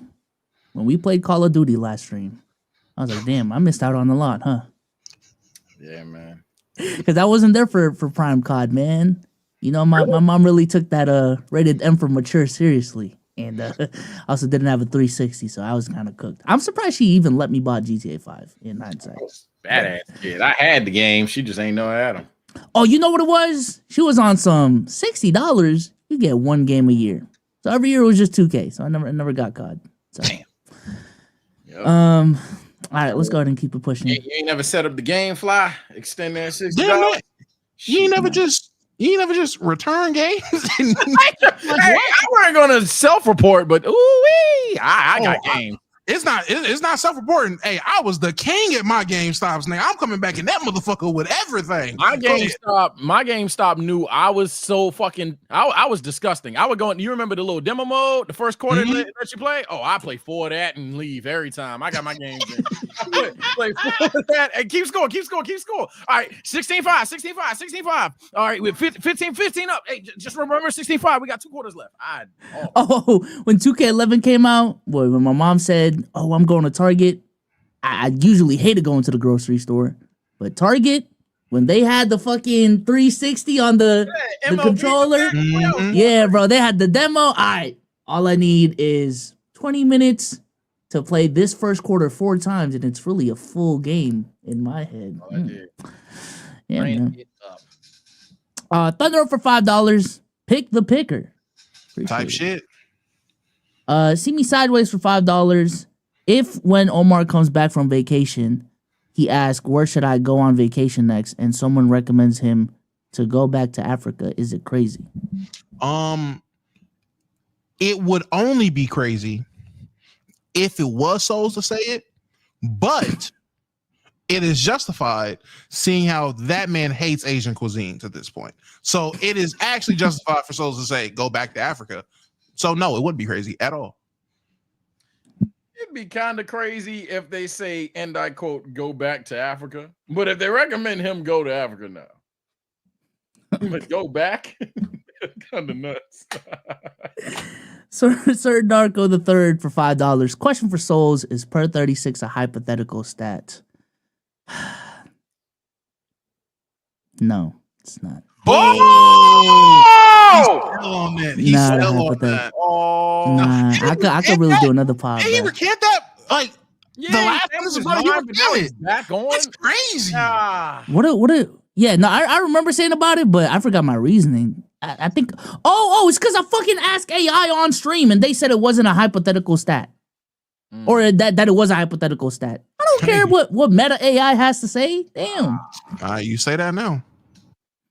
Okay. Also, Damo, should the Dolphins tank after catching the #visionary strokes from Arizona? What? Yeah, visionary strokes is crazy. I know exactly what that means. Yeah, buddy, we don't have our pick. So everyone keeps telling me, oh man, at least you get the draft good this year. No, we don't, nigga. We don't have our pick this year. We don't have our first round pick. So no, I don't think we should tank. I think we should put a damn guardian cap on Tua and say, go hoop, nigga. All right, let's keep it pushing. Captain Falcon for $5. If the Bucks season keeps going like this and they blow it up, calling him Glenn is crazy. Gotta go out of Milwaukee ASAP. They trying to hunt him down sundown style. That is crazy. Now what's that? The ending to that is crazy. Hunt him down sundown style. Sundown town. You know what a sundown town is? No. I know you don't. Yeah. No. You should honestly. You shouldn't. You literally should. Like, in all honesty, you shouldn't know what a sundown town is. But yeah, that's just some black style is crazy. It's some black shit. Yeah, sundown style is crazy. Okay, I don't know. Long story short, Souls, it is a place where if the sun goes down, you better not be outside. Not be there. If does the it sun still goes exist? Down, yes, they do. There's actually one near me. There's a couple sundown towns near me. Sometimes everywhere, Nick. I've been there. I've been out there at night though. It gets fun. But no, he's bored. I am bored. I'm very bored. I've been to a couple of sundown towns. It's fun for crazy people. It's not fun for people with bad anxiety. It's fun until you realize, oh shit, they ain't lying. They're not fucking lying. It's really sundown shit. Oops. All right. Couple more. Christian for $2. Mikhail shoot like Damo for real. That's y'all. Y'all run it. Tito El Bandito for $2. Lakers in mid-season form. Let's go. Yeah. We really are. You need a trade, but that's everything. Mir for $5. Sage, you going to the Steelers game this weekend? Also, who you got, Steelers or Commanders? I'm either going to the game or I'm hosting it. I'll let you guys know, but I don't have that much emotion. In terms of Steelers or Commanders, that's actually a tough one. If Marshawn plays, that's a big difference because I think we all agree the Commander secondary isn't that good. So GP and maybe Mike Williams would have a much better day if we're not depending on Mike Williams to make all the catches. I'm gonna pick my team though because it's my team, but this is actually going to be a legit playoff game. It's going to be a legit playoff game. All right, and last one from Big Kage for $5. Damo, Dak over Tua. You're muted. Oh, man, I miss being at the setup. Yeah, nah, buddy, you're a liar. So the dude that said, there's somebody in the chat that said, yes, black truck driver was lynched a couple months ago in a sundown town. Yeah, nigga, that's the one. I don't know. I'm trying to see if that was in Henderson, North Carolina. That is, we won't even show it. That's 2 hours away from you, bro. Like, damn. That's 2 hours away from me. I've been to Henderson a couple times. Like, I've been out in Henderson. That shit's crazy. I'm not gonna lie. And you did it for fun? Like a Zybe type shit. Like, if you want to call being reckless fun, yeah, I did it for fun. Yeah. I want to get some shit off. Literally. Okay. All right. With that being said, let's go ahead and move on to the next topic. Basketball hour is over, guys. Omar saw you in chat. All right. Here we go. We're podding now. Yourself away. Let's pod for real. Basketball hour's over. Let's get to the real meat and potatoes. Starting with this conversation right here, which we definitely haven't talked about on this pod ever. Black Boy Max has been getting cooked for a comment that he had. Oh, I'm logged into the playback account. Jesus fuck. Okay. He's not this good. Look at this guy. Look at this guy. Chill, bro. Clip it. Yo, chill. All right. He's been getting cooked for this clip, man. Understand what I'm saying? Being like a streamer or any face on the internet is harder than a 9-to-5 in certain ways because it fuck you up mentally. Now, waking up every day and go to a job and lifting boxes, like depending on what you're doing, that's just tough too. That shit is hard. That shit is very hard. That shit is very hard. It's very hard. Like, you feel me? Especially when you're doing a job you don't enjoy doing. That shit is tough. That shit will fuck with your mental. You might want to, you feel me? You might be tired of it. You might be unhappy. But being a face, like being a top streamer, is difficult because of all the shit you go through in terms of like living life. I promise. I'm telling you, gang. You are literally seeing thousands of niggas give their thoughts on you every second. That's not supposed to be. Like, no human brain normally should be able to tolerate that. Just keeping it a buck. It's not true. You feel me? Facts. I'm telling the truth. Most of y'all cannot understand what I'm saying. So there's been a couple times where they've said that take for clip farming purposes, but I think Max actually isn't trolling as much this time.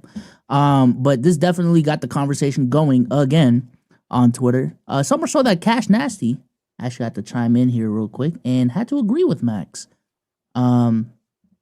He says, Big Cash, this is facts. When I was a top streamer, it was taxing on the mental way more. Working a 9 to 5, you get to turn it off, but when under the spotlight, there is no turning off. Not to mention the expectations. I worked a 9 to 5 from the age of 15 and was side hustling, picking pecans, worked my way up to a salaried manager at Walmart. It was a grind, but not so much stress on the mental than being under the spotlight. People see the status and money and don't see what goes on behind the curtains of the show. I think Dante had a take too, but I'm pretty sure he was trolling. Long story short, the conversation is back up again. Is streaming harder than a 9 to 5? This is worse than Gay Son Thought Daughter. I just want to introduce that briefly. Yeah, I miss Gay Son Thought Daughter. This is just worse. I'll be boring. I'll go first. I don't really give a fuck about our own clip here. I have to admit that. The reason being, this topic is so fucking stupid. It's I don't want to say I'm the only one with the fucking brain. What kind of God complex is that? But I think this is a combination of what happens when clip farmers meet ignorance. Yes, let's just start it here. The clip farm is that obviously no shit, Sherlock. Streaming is not harder than most 9 to 5s. No shit, Sherlock. Everyone up here has worked a 9 to 5. However, not me. Don't you have a job right now? Okay. All right, anyway, as I was saying, what the fuck? Sage literally he stopped streaming to work. Yeah, he stopped streaming to work. I don't have a job. Like what? However, the issue is that what the rage baity streamers are trying to get at, and what they will ultimately achieve, is that yes, there are certain minimal 9 to 5s that I'll sit there and be blunt, dog. As a nigga that had a job where all you got to do is literally put the fries in the bag, I ain't gonna lie, yeah. When I was editing, uploading, recording, all that shit, there was a job where I literally only had to put the fries in the bag. I only had to sweep. Yeah, sure. I could sit there, be an asshole to you and say, yeah, that job's easier than the 9 to 5. But the issue with it, and the reason why they're still rage baiting, is because at the end of the day, you got to consider who you were and who these people are. One, you're already a minority. Most of these niggas don't stream. They don't know anything they're talking about. They don't know the difficulties of the job. Yes, there are difficulties of it. But two, they not trying to hear it. And I ain't gonna lie, sometimes you just got to take the punches. No motherfucker who went to school, went to work, got home, got bitched out, got cussed out by their wife, and they might still be working and doing homework, and they got to turn on in their form of entertainment that actually happened to be yo ugly ass, and they got to hear you say that's your life harder. Eat a dick. I ain't gonna lie, like get the fuck out of my face, bro. I will never sit there. Obviously, every point in time we may have crashed out, ranted, talked about emotional anguish or difficulties that we deal with. Cool.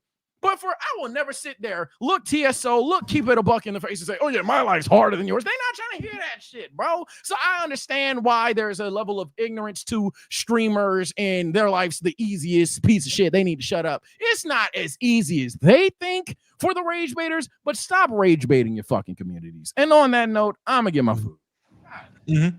Let me ask real quick. The marathon shit was in September, right? Yep. And it's November 7th, and this nigga's already streaming. It's harder than 9 to 5s. Yes, Omar was right, man. That phase shit is not working. I'm gonna be real. On this topic, I'm on the fence because one, there are so many layers to this conversation. What are niggas classifying as a 9 to 5? That is the biggest thing that I have noticed when I've had the conversation. When I think about the conversation, all of that, bro. In this context of how these niggas are using it, 9 to 5s are just jobs.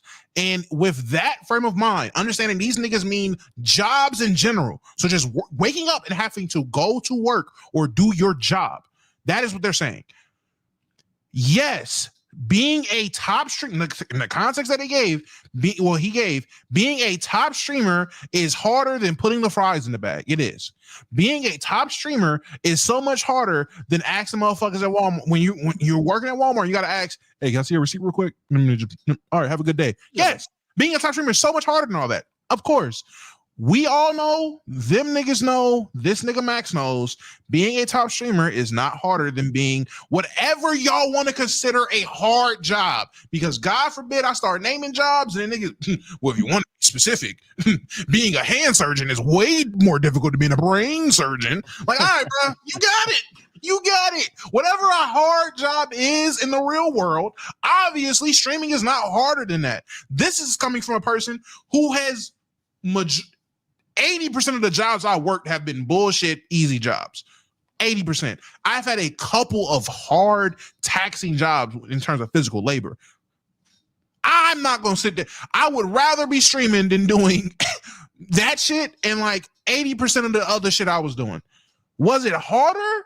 No. Like what? This stream, especially from my perspective, and that's another thing. When it comes to the people having this, well, no, streaming and content creating is harder. I was in Trey's space and Omar was there too. I wish Omar was here. The people in this space talking about streaming is harder. I bet. Where your video at? Or harder. Someone asked, the question was asked, what do you think is harder to do? Make a good video with good retention or doing some like it was an actual difficult job. I ain't gonna lie. Doing the difficult job? Oh, really? Okay. You do content. Let's see your video. I don't know, gang. I don't want to put the... So it's niggas with no work put in, niggas that make bullshit content that likes to push this convo forward about the how easy or how hard content creating is. I'm not necessarily when it comes to that side, the niggas who are streaming to 10 people for 3 years straight. When it comes to the people who have no etiquette when creating content, when it comes to those people, I don't care what side of the fence you are on. I'm just sick of seeing these people being the one that's had these conversations. I would love to get in a Twitter space and see the Dantes of the world, see the high top streamers actually talk about what it takes to be a streamer or be a content creator. Because there's too many people that don't know what it takes to be a good content creator, let alone have a good job. You niggas don't have good jobs and don't know what it takes to be a content creator, talking about which is easier and which is harder. Yeah, the biggest problem I've always had with this is just one, why does there even need to be a comparison? Like, you could have just left it at, bro, streaming's fucking hard and y'all don't get it. And I think if that was a statement, the backlash wouldn't be as much as it is right now. Because yeah, streaming is hard. Being a full-time streamer is hard. But when you try to minimize what other people are doing for a living, when you try to minimize what specifically the motherfuckers in your chat, 20,000, 30,000 people, whatever there are, the guys giving you subs, the guys, consistently supporting you 95% of the time, they have a 9 to 5. I think that is why you get the backlash that you do. But also I think another big problem I have with this is just the overgeneralization of both sides of the fence. Like, what the fuck is a job in this case? That can range in so many different things. That can range from being a fucking surgeon to, like Dom said, putting the fries in the bag. And those two things have completely different pros and cons. It could mean you being a construction worker, which that can be more physically taxing than being a software engineer. So even within the realm of a 9 to 5, we have conversations about what's harder, being a construction worker or a software engineer. But for some reason, when it comes to this shit, we just generalize all 9 to 5s to a 9 to 5. Like, what the fuck? That shit is crazy. And on the other side of the fence, same thing with streaming. I think there's a difference between someone doing it for a hobby, doing like 2 to 3 streams a month, just playing a fucking game, and what Kai's doing, what Max is doing, what Sage is doing, what like a lot of these streamers are doing. There's a different level of expectations, pressure, performance when you are doing this as a full-time living. And I think that is one thing that I feel like the 9 to 5 side of things just don't get, which is fine. But there is just a different level of expectations and a different standard to the quality of your content that y'all will just never get until you guys are in that position. But that's the problem. I think it's a problem with a lot of things that we talk about in general, is people really speaking on things that they don't truly know about and acting like they know about it. And that's when you have these conversations right here. The conversation is awful because it's essentially a streamer trying to cry, woe is me, to an audience that ain't trying to hear it. But at the same time, that audience doesn't want to necessarily disrespect the streamer. But you didn't even say that your life's hard. You said it's harder than yours. So now it's like, what the fuck? Like, I'm going to paint this example. I have friends that worked Amazon, FedEx, movie sweeping popcorn, and like whatever the fuck. Some whether you think some of them are hard or easy, that's up to you. If my dumb ass sat there, streamed playing Call of Duty with them niggas, ended stream, and I said, damn, bro, y'all don't even understand. They smacked the shit out of me. They'd had a full-blown fit at me, essentially just being a diva. So that's what I'm saying. Like this whole conversation is just niggas baiting each other. If you're gonna vent to your chat, if you think that people don't understand the difficulties of being a streamer or a YouTuber, I think that is very fair, because 90% of these niggas, all they're going to see is the video and the live stream. They don't see the editing, they don't see the setup or anything like that. I'll go a step further, just because a lot of people I know, they're probably gonna say facts, whatever. I'll ruin my own stock here. I do think Kai Snap probably work harder than a lot of niggas. Absolutely. You niggas ain't Kai.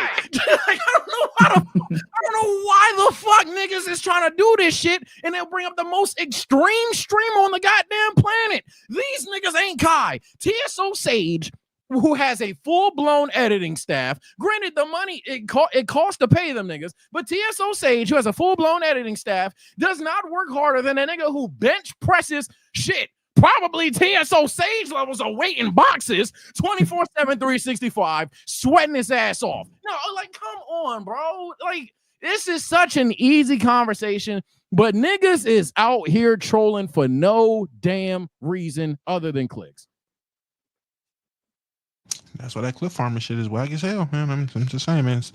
Omar was right, and I was there with him backing him up. That shit is not gonna work. But I'm looking at what people are saying in the chat. Somebody said it was Corey, matter of fact, that said it in the chat. He believes working a job is easier. Coming from perspective, I think working a job is easy because you get guaranteed money. Unless you're a top streamer, that's just not going to be guaranteed money, and that was his argument. I get that. Which is why I don't understand why people don't actually provide nuance and context in these conversations.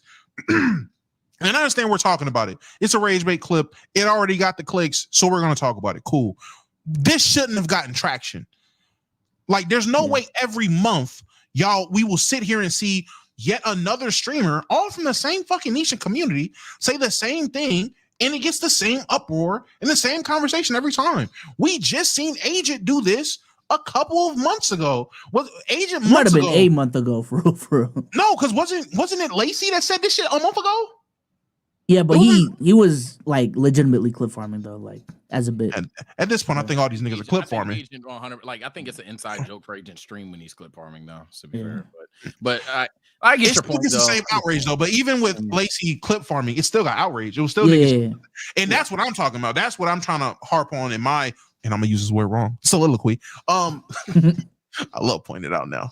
But yeah, I feel like that is the issue here. There's no way we're gonna keep seeing these guys do the same shit and we give them the reaction they want, whether we know they're trolling or not. It shouldn't even get this big. Pause if needed.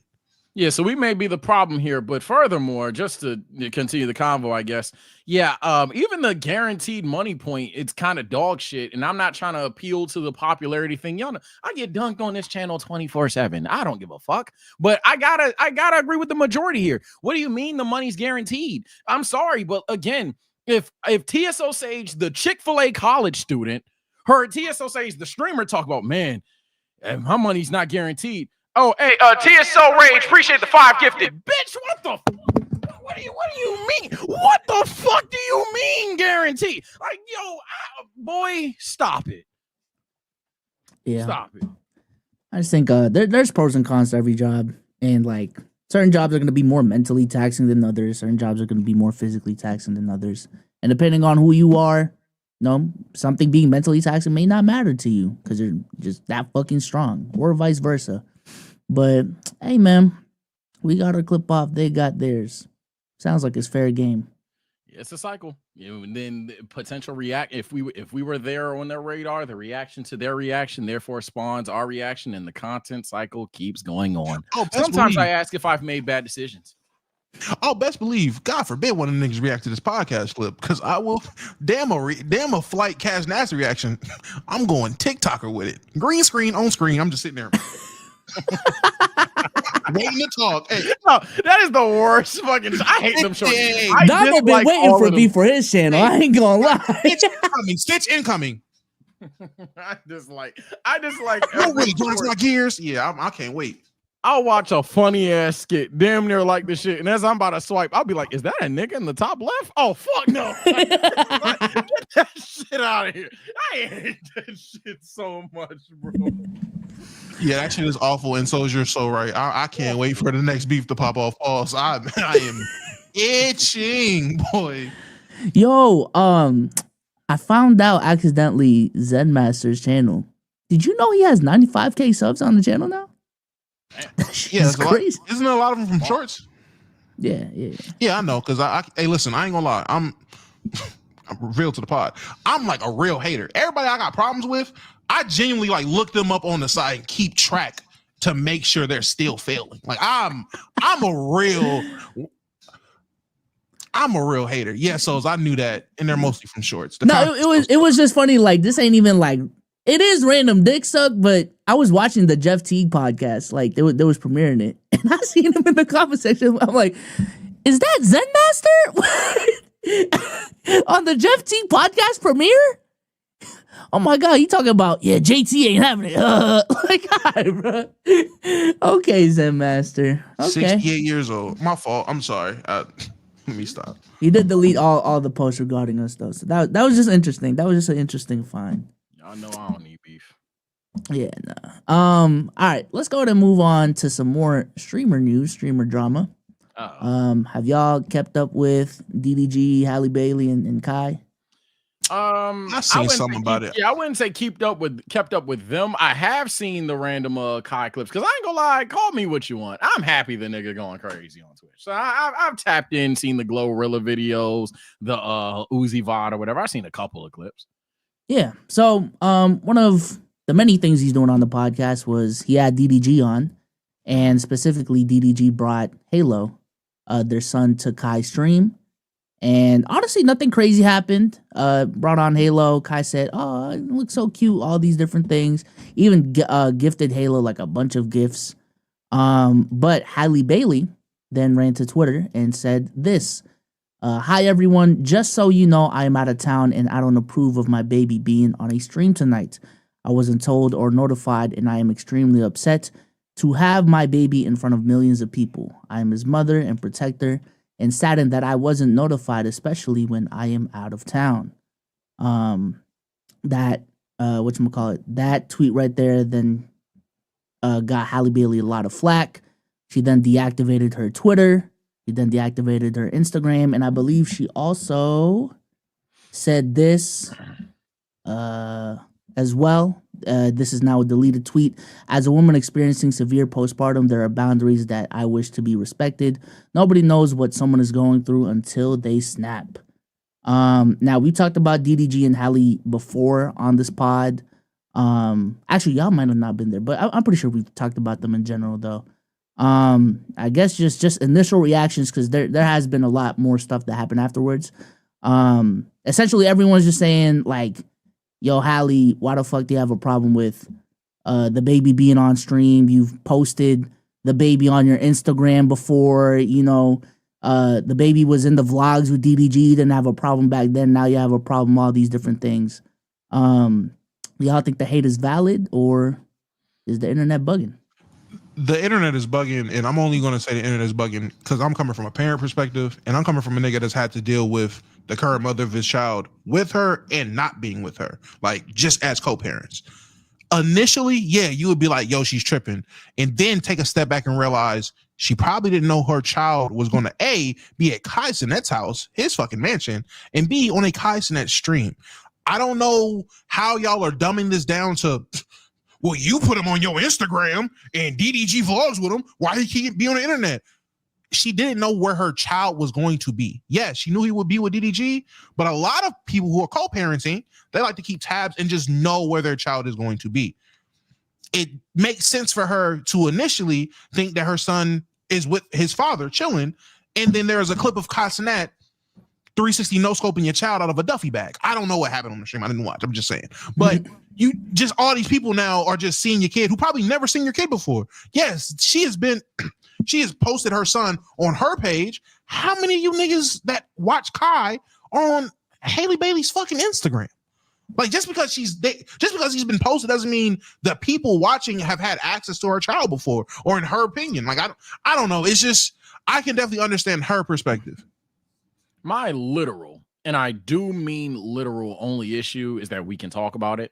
I'd have been like, literally, if there was like a third eye, if I was a fly on the wall and I seen her text DDG this, I don't really have an issue. That's the furthest I go, Damo. Because other than that, I'm 100% on your side. A lot of niggas without kids talking. Furthermore, a lot of niggas who forget that their sons and daughters are talking. Chat, keep it a band. If you 18, 20, 22, hell, 16, some of y'all's badass kids at 14. You come home too late or don't even come home at all, yo mama gonna freak the fuck out. She like, yo, where the fuck is my kid? Where the fuck? And so at the end of the day, if she just didn't know where he was at, and I don't want to call him motherfucker because Halo is literally their child, but like, if she didn't know where Halo was at, she didn't know where Halo was at. That's it. Obviously, she literally went on to say that she overreacted or whatever. So maybe she did. Ooh, wow, I got you. But like at the end of the day, a mom was upset that she didn't know where her kid was. Ooh, but again, niggas without kids is trying to speak crazy. I just wanted to say in response to some I'm seeing from the chat, everyone's saying, I get you, but why go to Twitter? Oh, that's cool. Why go to Twitter? Why go to Twitter? I agree. Like, I don't disagree. Hey, keep it off the internet. But I'm a nigga. I would be a hypocrite if I sat there and just was very harsh on that. I did a fucking Twitter space with my baby mom in front of everybody, going back and forth with her about all of our personal shit. I have genuinely been the person to not keep it off Twitter. So I'm not going to harp on that. I agree she should have hit him. But do you know if she did or not? Let me ask. Y'all don't know if she hit him already and found out and then went to Twitter. Because what if she did? What if she hit this nigga on the hip, tried to text him, but couldn't because he is actively on Kai Cenat's stream? So what the fuck is she? What is she supposed to do? Again, she brought up postpartum, which is a real fucking thing. In her mind, I don't know what the fuck she's doing. I don't know where the fuck she was. She could have been at a stoplight in front of a 7-Eleven and just realized her child is on a stream in front of 17 million people, and like, what the fuck? And then couldn't get in touch with DDG because he is next to this nigga on stream with the son. There's nobody to talk to. So what are you gonna do? Well, shit, I'm gonna get this tweet off. I get it, and I understand that. Hey, maybe it's not the best course of action. It's just so many layers of shit we just don't know, and a lot of shit niggas aren't understanding genuinely. Yeah, they're gonna call us soft for this clip. So I'll bring up one of the arguments that they'd have. Do you think this was Holly's way of and I disagree with it, by the way. Do you think this is Holly's way of like weaponizing her fan base? I've seen that. Essentially, like you already know the crowd. So a lot of people who fuck with her don't fuck with DDG. When they broke up, they couldn't wait to get their shit off. Hell, during the relationship, they couldn't wait to get their shit off. Do you think that she was weaponizing that audience to go after DDG? Me personally, the answer is no. But how do y'all feel about that? I don't think so. I genuinely think because she said it in her apology tweet, which Sage already said, so I'll bring it up as well. Because I will say this, like, the only criticism, I guess, is like you can make an argument that she did overreact because in hindsight, like nothing happened. But it's essentially this is the tweet. Yesterday, maybe I did overreact and shouldn't have brought it here. I know that Halo is always safe with dad. I just don't like finding out with the rest of the world what my baby is doing. Thank you, Kai, for the gifts. So essentially what that tells me is that she didn't necessarily have a problem with Halo being in content. Like they've done that before. They've done that within their fucking family. They've done that on Hallie's Instagram, all these different things. Her main pain point was just, bro, just let me fucking know. Like I shouldn't know that I shouldn't be finding out about my kid being on Kai Cenat stream in front of 120,000 people live. In actuality, like millions of people live. That my baby's on stream, like my fucking child is on stream. Like I think that's valid. I think what the internet did here is exactly what I was talking about a couple pods ago with my accountability is overrated take. Because I don't know if y'all have seen a lot of the backlash with Halle, but it's been a lot of but you chose to date DDG. I mean, you chose to date a content creator. What do you expect? You gotta take accountability on your part. And you know what? Fair. All right. If we want to have that conversation another day, that's fine. I don't even completely disagree with it. You did choose to have a baby with one of the biggest content creators in the world, whose main content is doing vlogs and exposing his life to the public. Like that's fair, fine criticism. But I feel like that's such a 2, 3, 4 days after conversation that to bring it up the night of is fucking crazy. I think to me, this situation is literally, again, a mother that didn't know where his fucking child was, found out that he's the child is on Kai's stream the same way we all did, and just wanted a fucking notification from the dad. I think that's simple. That's simple to me. But yeah. I mean, I'm not gonna pretend now that we're like 12 minutes into it. I'm not gonna pretend that like my whole thing is Hollyweird beef and shit. I like, so hey gang, if y'all disagree, cool. Be the parents down below. I see some people going as far as to like bring like different terminology into the comments. It's crazy, but ultimately, I just think that it's kind of irrational to get mad at her for being mad that she didn't know where her daughter was. That's my only thing. Like, I don't understand how you're upset at that. But if you think, hey, you know, this is a little hypocritical or whatever, I could see the internet saying some dumb shit like that. That's what the internet does. I'm seeing a lot of people in the chat say things that I'm genuinely agreeing with, which is there's a lot of motherfuckers without kids who genuinely don't understand the concept of, damn, I would like to know where my kid is before anything. You got your son and daughter. Like, I don't know how that's a foreign concept. You don't even need to have a kid for that. Like, my nigga, you've been the son or daughter that they're like, yo, where the fuck are you? And I'm only saying this because I have been the nigga that has had his child when it was, and I'm watching it for the day. I have my child, and then I'm not thinking about it. I'm just, my child with me. We want to do whatever. And then my girl found out, and then it's, damn, you didn't tell me you were going to take her to the zoo.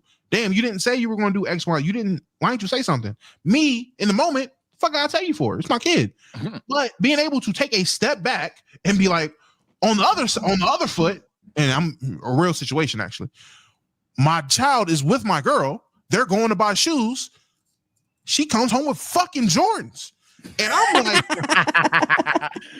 like, excuse me? And she's like, what? I'm like, why the fuck is she in an all Jordan outfit? Oh, I forgot you don't like that nigga. I guess. No, you guess. You get mad at shit like it's your child. It can be little things. When y'all have kids, y'all, I promise you will understand, bro. It's little shit like what cartoons they watch, what juice they're drinking. It's little shit. Whatever you and Sage, imagine you do not want your child watching Uncle Grandpa. It's just something stupid. Listen.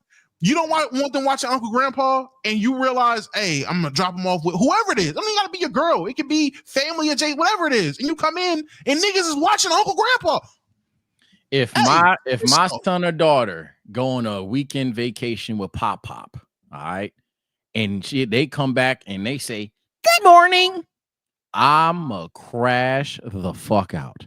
I promise you. If they go away for a week or two, and they come back talking about they love chowder, I'ma crash the fuck out. My kid better. No, fuck chowder. Rada, nigga. Nah. That's the only character that's even decent. That's the only character that's decent. Rada. Hold on.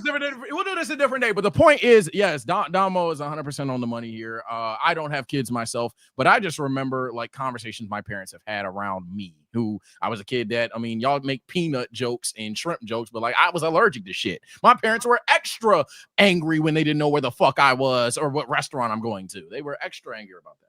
So yeah, no. Also, DDG posted his like response video to all of this, and coming from the dad himself, he told y'all to chill the fuck out. So like, and I'm gonna be blunt. Sorry, Keeper the Bucker. Sorry, co-host production. I don't even like that this is a top. I don't like speaking on other niggas' wife, baby mama, kid. I don't like doing even this shit. But I mean, at the end of the day, man, y'all are not in that family. Shut up, bro. Big facts. Not us though. Like, yeah, we can tell y'all to shut up type shit. Facts. We can be right side. hypocrites. Right side of things. We the good tell guys. y'all, shut up. We the good guys here, right? All right, let's go ahead and do hot take of the week, man. Hot take of the week. Sage, go first, man. All right, I already know it's gonna be football themed because there was a trade deadline. There's a lot of winners and losers. The micro hot take though is, Jettas is in that tier. Like I'm not gonna. Nobody's gonna debate it. And Damo made a face because nobody should debate it.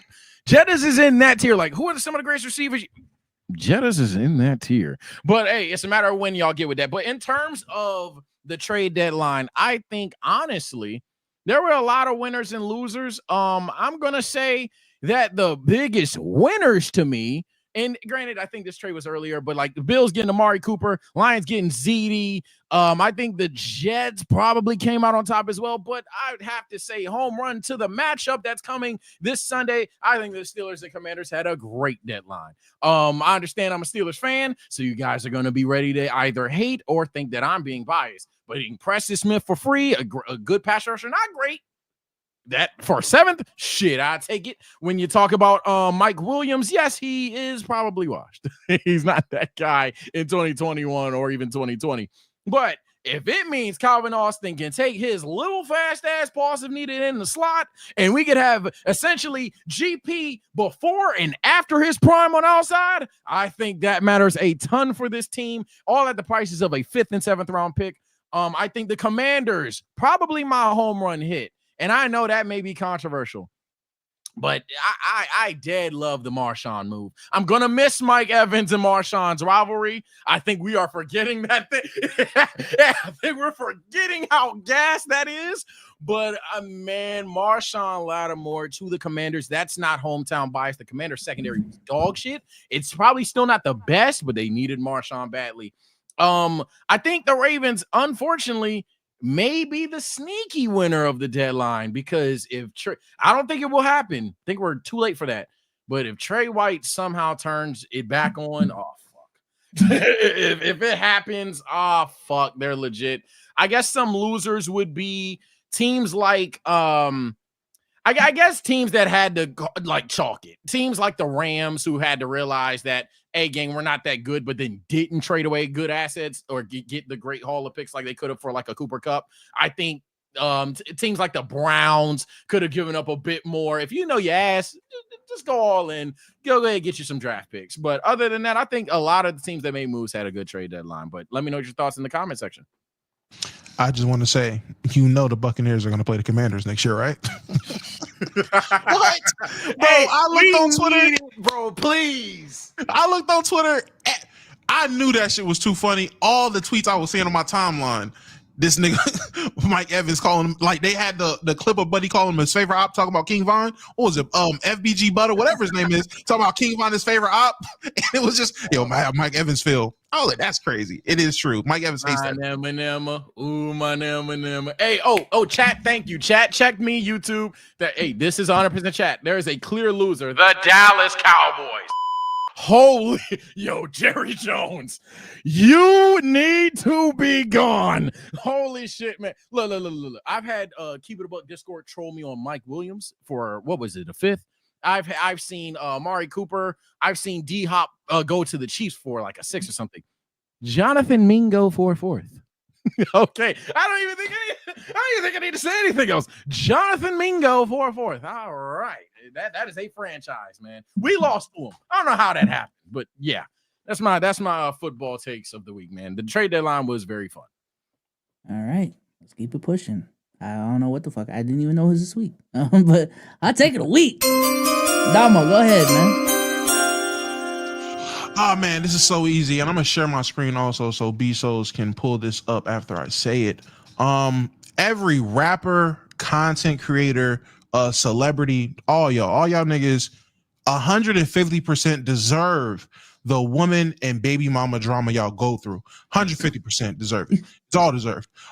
This is Fatboy SSE, who, if y'all didn't know, We're home. Hold on. Y'all remember Fatboy SSE or whatever the case is. I just need y'all to understand this is his baby mother. the girlfriend he had before he was famous, and right when he blew up and got famous. Just for context, this woman had her body done, completely paid for by him. He paid for her to get her body done, and then she cheats on / leaves him for an Oakland rapper who turns her into a 304. And now he is on the timeline, apparently with the caption, of course, that you see. Fatboy SSE reveals his baby mama left him and is now living home in a homeless shelter with his kids, refusing his help. Clip is about to be played. Okay, clip. Oh, you're getting trolled. Clip. No way. It worked earlier, but This once you is pause it, now it doesn't want to. insane. No way. Oh no man, way. he's getting sold. He's getting sold. He introduced it rather well, but now it's hold. I'm gonna send it. Send the link. Oh man, I got you. Because I cannot refresh. what? You can't. What? Yeah, nah. I got you, gang. I got you. That's why I said that. I got you. Yeah, I'm about to send it in analytics right now. Well, while he does that, I know your Chad, freaky spam body. up any other losers. Yeah, I was like, man, let me refresh. I can't. But I know some of chat probably gonna say, "Nah, I boosted up the Ravens." I'm just nervous because y'all were saying Derrick Henry was washed and he's been the best back this season. So I'm just nervous that Trey White finds a fucking way, but it's unrealistic. All right. Yeah, where's the kids at? We're living in a homeless women's shelter for women and children. Where? Where at? We're homeless and women's shelter. I don't know yet. I'm driving there now because You gotta tell me what's the address so I can get you out of there. I don't know yet. I want to get you out of there. I got an apartment. I got everything going for myself. I got money. I got everything. Where? Okay. My baby mother is living with my kids in the shelter, so I want to get them out. Where?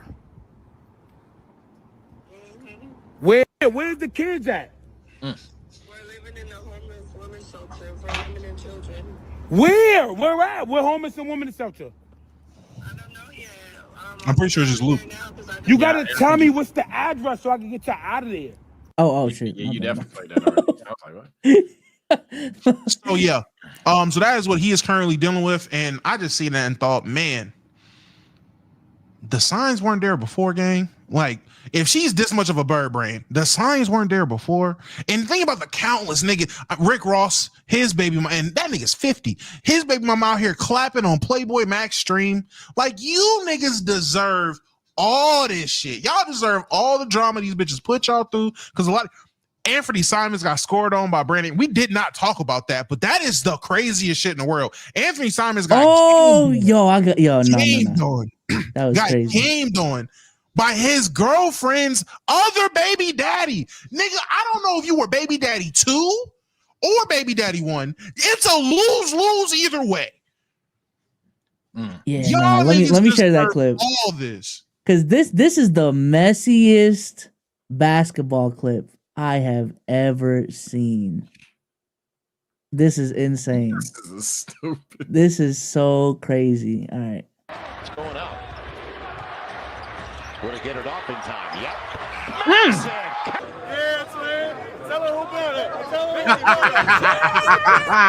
Again, the context is Brandon Ingram hits a game winner over Anthony Simons, who both have a baby with the same woman. And Trey Murphy goes, tell her who better. Trey Murphy just, I think all of us like Trey Murphy already. He just shot up favorite player. That made me like him so much more. Oh my God. That's hilarious. Oh man. And this is super side tangent, but this is why I am pro. Let everybody make a podcast, because when you find out there's niggas like this in the NBA, like if more people like that, you find out I would have been the biggest Jeff Teague fan in the world if I knew this nigga was funny. I didn't know Jeff Teague was funny. I didn't know he had that kind of attitude. Man. I would have been a Jeff Teague fan. Let everyone make podcasts. I keep telling y'all the NBA is full of just niggas. Like you think of the cool kid in high school, man. Like it's them niggas. It's a select few of them niggas. In terms of your hot take, though, man. I mean, hey, gang, as a nigga that ain't had a hug in 2nd grade, sometimes I'm happy as shit I don't get hugs. Sometimes I'd be like, woo. I be seeing my bros literally like any girl that's somewhat pseudo attractive. They'll know she's someone that's not really their speed in terms of wifey material, this, that, and the third. And I understand sometimes, hey man, you gotta do what you gotta do. But then sometimes I'm like, okay, gang, you know what could go wrong with that, right? And you don't care. Natural selection. So I'm not necessarily saying that about them niggas. I don't understand who the hell was on my screen outside of Brandon Ingram and Trey Murphy. So I don't know what the fuck their situation is. But I do think in terms of the overall, hey, watch who you fuck with shit. Stop being horny. I definitely agree with that. All right, let's go ahead and keep it pushing. I can fix her. Fact. Sometimes you cannot fix her, gang. Sometimes no, you cannot. My bad. No, you good. All right, I take it a week. I ain't gonna lie, I'm ill prepared, but I guess this is mine, and I might have to take it back because I really don't know. Oh no, I got to back up. Don't worry about it. Yeah, no. I was pretty critical on Angel Reese's podcast when it first came out, but I guess I just want to give her props here, man. She been killing it. I ain't gonna lie, it's not even a hot take.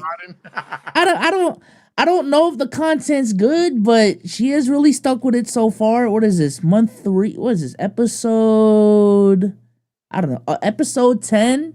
Uploading once a week. Her guest game strong as fuck. You know, the clipping game is strong as fuck. I think the pod's been going well so far, man. A little bit more optimistic than what I was originally, because I generally thought I thought it was just gonna be Angel Reese like in like whatchamacallit. You know how like the NBA dudes just have the random co-hosts that be asking them questions every week. I thought it was gonna be those pods, but she is looking like one of those guest reliant podcasts, and she's been pulling some good guests. Cayenne's been on there. She had Glow on there. She had Shaq on there. And the content has just hasn't been that bad. So. I agree with you. I haven't been watching the pod. I knew I wasn't going to watch it, but I'm always want the best for it, and I just always have to take. Hey, let that motherfucker pod if she want to pod. Have you actually watched episodes of it? Yeah. Okay. Can I ask? Does it seem like she genuinely wants to do it? Yeah, I think so. And that's all that matters. I would say I don't think the guest reliant thing is a problem, because I think Shannon Sharp's show or podcast, what the fuck you want to call that shit, I think that's guest reliant, but it works when you have the name to get guests. I think it's a problem for us to be guest reliant because we can't always guarantee a guest. I don't know when Angel Reese is going to be able to guarantee a guest that would be entertaining for her, and I feel like that's all that's going to matter. For now, the Polo G's and whoever has the album coming out or whatever is cool, but getting Cayenne Anthony up there, that's not, I mean, that's some basketball shit. If she's going to be doing shit like that, and as long as she can maintain the enjoyment of wanting to do a pod with Cayenne Anthony's or just whoever she wants to have on there, I don't think being guest reliant is an issue at all. And I think a lot of people were kind of expecting, because the way she promoted it, she gonna be podding for real, like she gonna really have these high quality conversations. And I just don't think it's that, but for the better. Like, she's just been having guests on. She's just been having like regular ass conversations. How your life going? How your dating life going? And the conversation just feels natural. Like, I think the podcast isn't that bad. Is it like is it in my regular rotation? No. But I just don't think it, my criticism was just a little bit too harsh at first. So I'll take it back. Yeah, y'all hating. y'all be hating. I ain't gonna lie.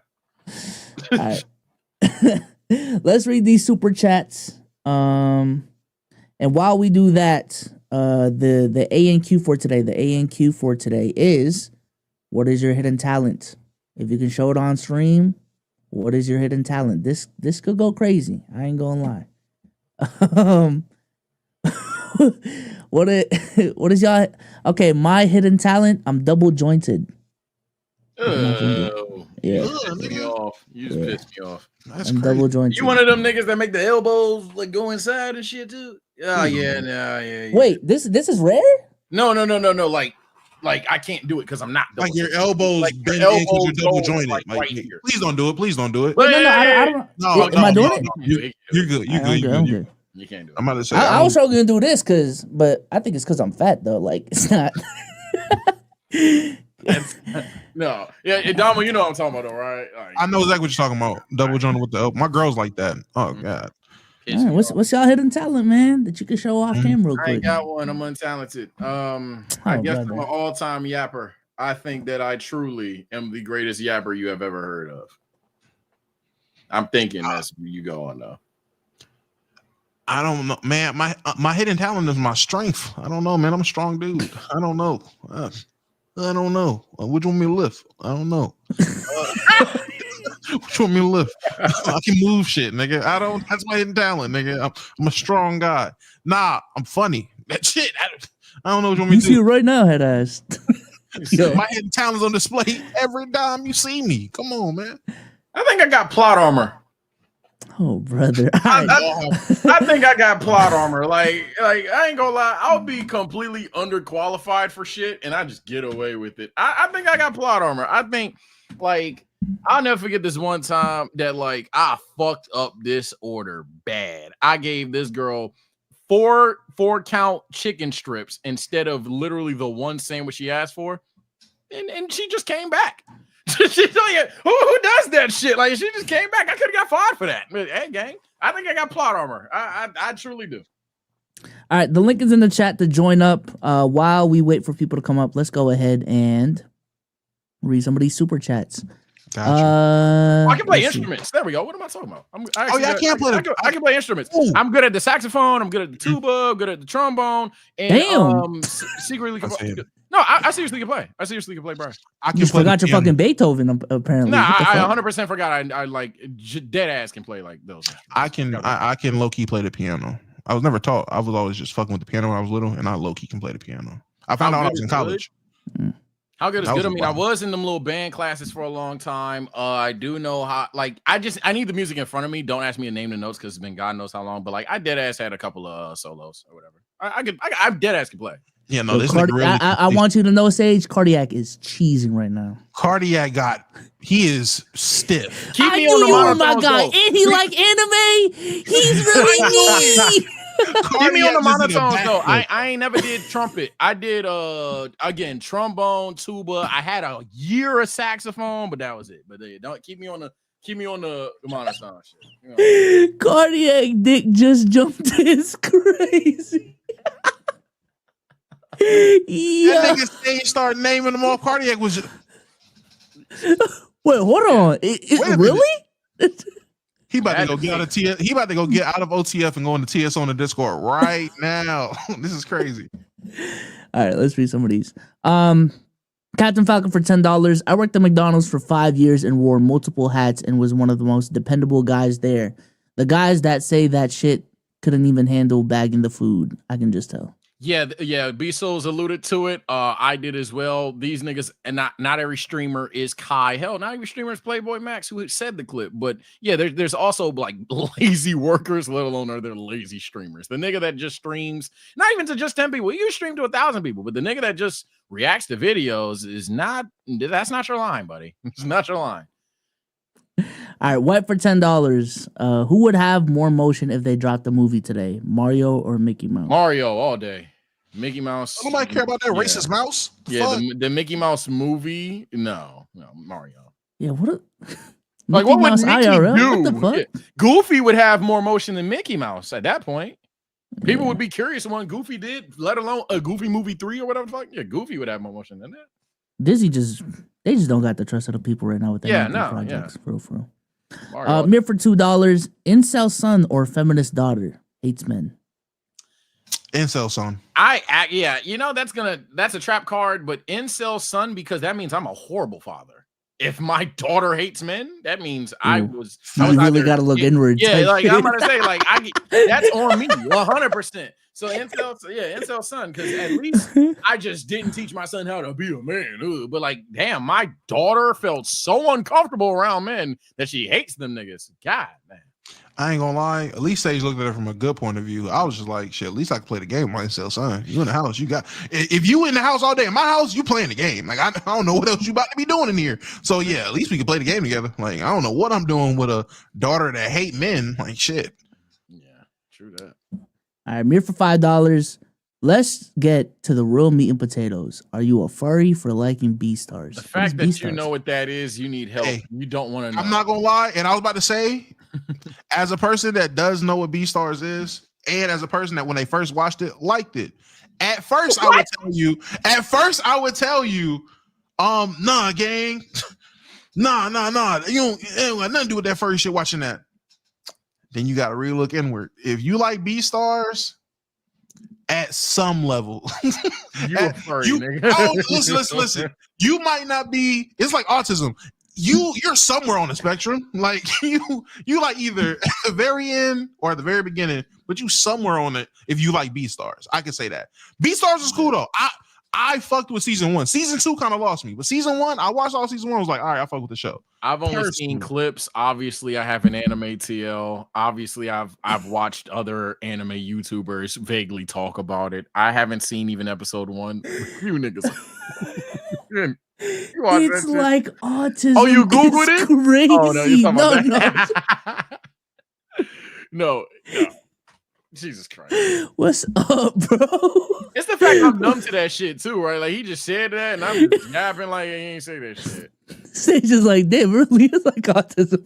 Like I see what he's saying.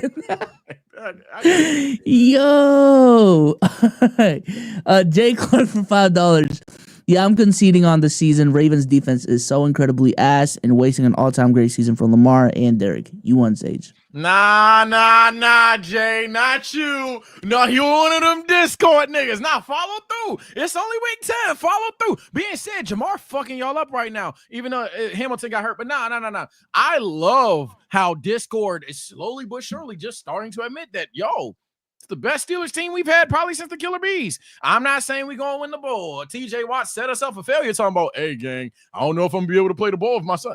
Man, nigga, we might not make it there. But no, the Steelers are, it's weird. The Steelers and Commanders, 2 teams that you would have never thought are actually legit. And we're about to see if that's going to be the case as they just tie it up. I don't know if this is going to count, though. I hope it ties, by the way, because I don't know if I'd rather the Bengals be out of the offs damn near or the Ravens get further back. I don't know. The Bucks won, by the way. I just want to woo. Yeah, check. Comment below. If I'm a Steelers fan, should I want the Bengals to be damn near out of the offs or like? Yes, you do. Yeah, because I think I can accept. We're gonna have to deal with these Baltimore niggas, but yo, the Bengals, I don't want to deal with them niggas. Jamar too good. Jamar in the way. Now my Pat Connaughton paid like ass again. Oh really? Corey for $2. Torian Prince 6 points, 4 rebounds, 2 of 5, 2 of 4 from 3. Pat Connaughton 3 points, 0 of 2, 0 of 2 from 3, 3 of 4 from the line.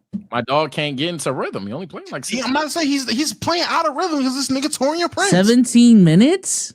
How many? A whole quarter and a half is how not. Many minutes did Torian Prince play? Yeah, but if he 24, playing like 25, that's crazy. Replace the minutes and I'm happy. If he playing 4 minutes a quarter, oh my God, Justin Tucker's so washed. He's so washed. If Justin Tucker is playing, if Pat Connaughton is only playing 4 minutes a quarter, hypothetically, I'm just saying. I guess. Mir basketball. All right, guy. Mir for $5. Oh shit. What's a good / or healthy breakfast? Easy, bro. Omelet. Some omelet, however you want to make your omelet, but an omelet, some fruit, OJ.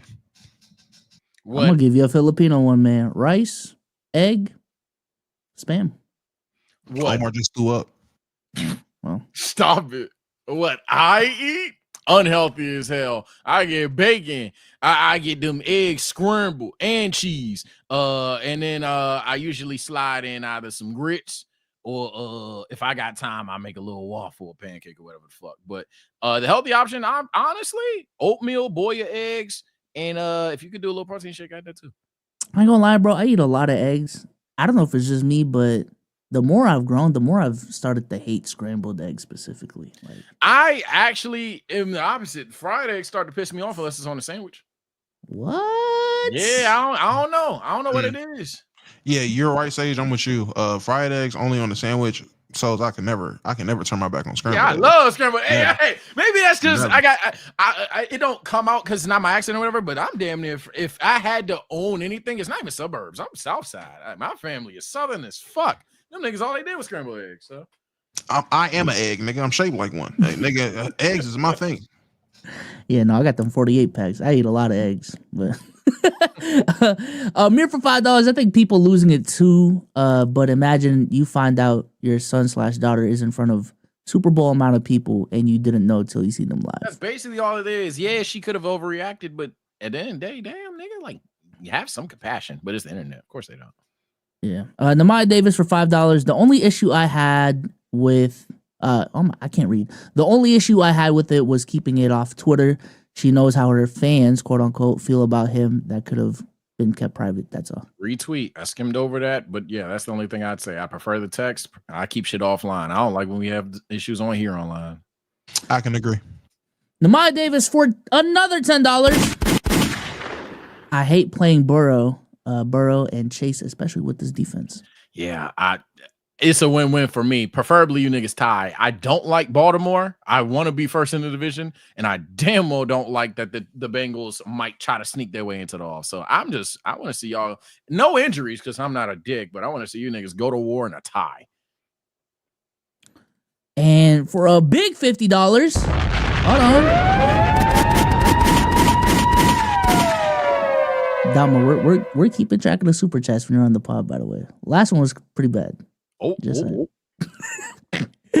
That's crazy. You're getting some of the sage effect this pod. I think this is the first 3-man plus pod without 100. Interesting. Call me Okage for 50. Start being tracked now. Per October? Crazy. Yeah. Per October. Because the 2-man didn't count. Come on, gang. Like the last pod didn't count. How many 3-man pods has it been? And I've been on a bunch of 3-man pods. Yo, Jamar is starting with the one we had where you were not. That's where it starts for me. In my book, that's when the 100 started. And he's muted. Here you go, buddy. So last week? Yeah. We're keeping track. So how many? This is the start of the tracking era, Damo. That's what I'm saying. This is the start of the tracking era. We're keeping track of blocks now. Okay? And it's prorated. Call me Okage for $50. Steelers about to get exposed Sunday. Commanders are coming. Look, I think you're a piece of shit. Appreciate the 50 because the Commanders are a good team. This is a playoff game. And you gotta accept it, bro. The Commanders are good. The Steelers are good. Maybe they don't score 40, and maybe the Commanders don't have a great secondary, but these are two good football teams. Unless we get blown out, which I hope that's not what you're guessing. Yeah, anybody lose this game, I don't think this is necessarily a bad thing. If Jaden Daniels loses to a top-tier defense, oh, wow, he lost to the most expensive defense. If the Steelers lost to one of the more electrifying quarterbacks, oh, wow, they lost. Yeah, this is going to be good football. Draco Rex for $5 Canadian. Soul, Sage, and Damo.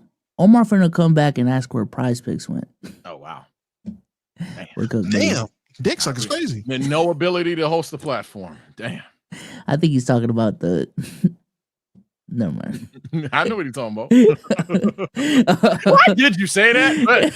Why? It was the wrong fucking brand too. Why did he say that? I could have swore it was. That's crazy. Oh my god. Droopy for $2. Oh, he want Damo to do it. Damo, connect the dots. The words are Omar and Asian. This is hilarious.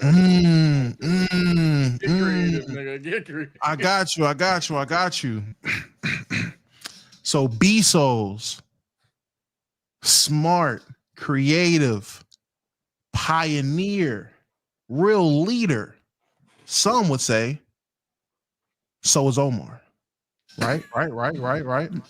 Okay. Something they also have in common: great taste, love for cuisine, and pretty good, decent palates. We can all agree that we've hung around each other. We've ate. Yeah. But something I can say is while we've all been together, one person's food requests or food likes, anything when it comes to food, was never taken into consideration. Anytime we was asked, what do we want to eat? Me and Sage, we really had a say. Okay. And the only thing I can think, you weren't supposed to. Hold on. And the only difference I can think about the people in said car when it's 4 of us, hell, even 5 if Dre is there, is that one is Asian. I didn't want Whataburger, Omar. It's the fact that technically Damo Panda Express was right there, buddy. Bsolz did not want Whataburger. Hilarious. I'm kidding. That shit was good. Y'all ordered the wrong shit. Nah. I ordered the wrong shit. I got chicken. Hey, it's cool, man. I ordered the wrong shit from that soul food spot. What'd I get? Tilapia and fries. Oh, you did do it. This nigga got fish and chips from a soul food spot. Yo, I panicked, bro. I just want to get the worse than order Damo. over with, bro. We don't talk about that. I forgot because we talk about the let him go so badly. We don't talk about the. You didn't have to use the prop. Oh, nah. If y'all gonna bring up my water 24/7, I'm gonna bring up your bottle. We can go bottle for bottle, nigga. This nigga be so. I never forget. Just let him go. Just let him go. It's okay. It's okay. Just let him go. Just let him We are go, not guys. gassing it. It's not a big deal. He can go. It's okay. Just let him go. It's okay. I just didn't know how the line system went, bro. Hey, you guys ordering? You guys ordering? Oh, Marmy. Yeah, man. Just give a second. It's okay. Yo, stop, bro. Let him go by. It's not that big a deal, brother. Yo.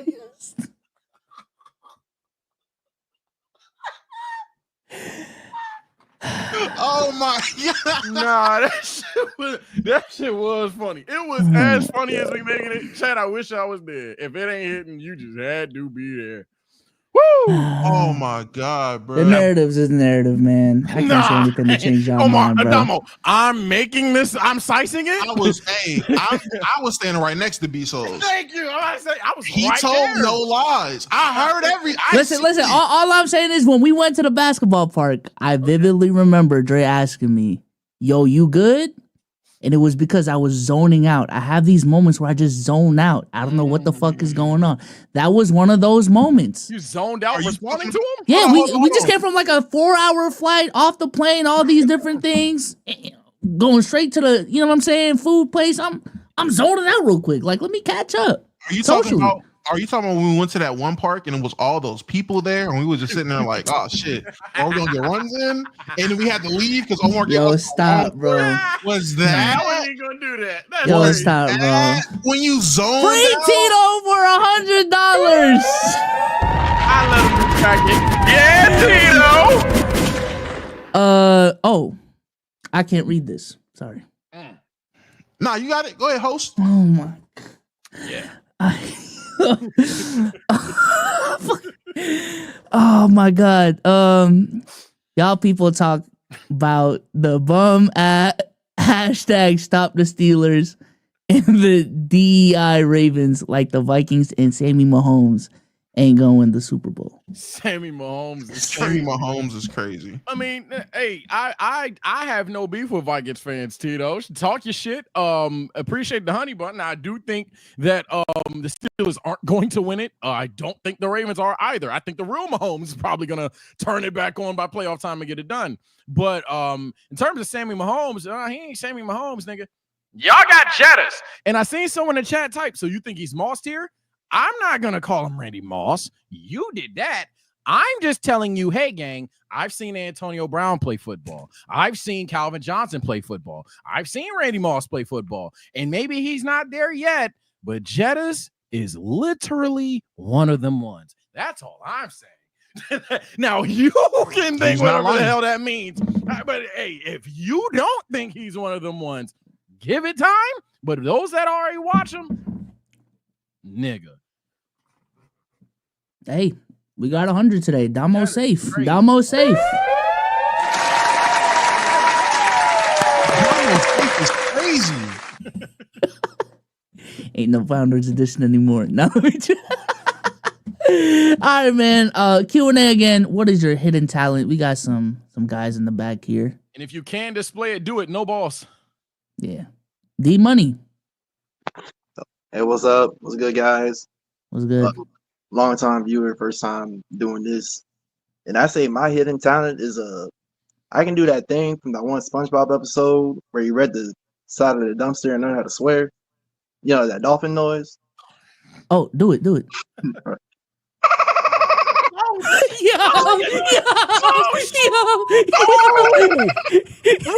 fuck? You were lying. I told you. I'm legit with Oh, when he goes like, Mr. Krabs is No! I was gonna hurt a shitty ass. No. What? the fact that your mouth didn't move too is crazy. bro. It's like it's weird. I don't know how I knew how to do that shit. I just saw the episode and I just did it. Like I don't even know how I knew how to do it when I was a kid. Like I just been on how to do it. It's crazy. It's crazy. Wait, do it again. Do it again. Dang, that's the clip. Wait, hold on. Let me try it. Yeah, no, I can't do that. Hell no. Nah, That's a talent. That's a talent. Hey, one. Okay. I thought he was gonna do some shit ass version of a dolphin, like how I do a Mr. Krabs impression. No, that nigga. Nah. Money. I got a legit email called Dolphin Boy because I can do that shit. Like that's like my first email, Dolphin Boy. Fucking. Dolphin Boy is crazy, but all right, man. Appreciate you. Hey, Y'all be good. Appreciate you. That was genuinely a talent. Yo, Damo is dead. Didn't expect that shit. All right, we got Amari. Yo, can you hear me? Mm-hmm. Yeah, I can't beat that first one. I'm so sorry. I can't beat that first one, bro. Fine. Nah, mine is I can like choose like to sleep with my eyes open. So it's like whenever like I'm napping or like sleeping, I can like keep my eyes open. Hey, yeah. I can keep them open, and then when I wake up, they're like hella dry, but I can keep them open, and I can like slightly see. Yeah, I know.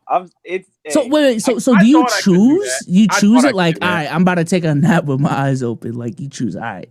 Yeah, because it's just weird. I don't know how to explain it, but it's like I sleep, or especially like when I'm taking a nap, I'm usually like sitting down. I try not to like lay down so I don't like sleep as long. But then yeah, like I just have to I guess concentrate on it, and then my eyes are open. Mind you, they're dry and red when I do wake up.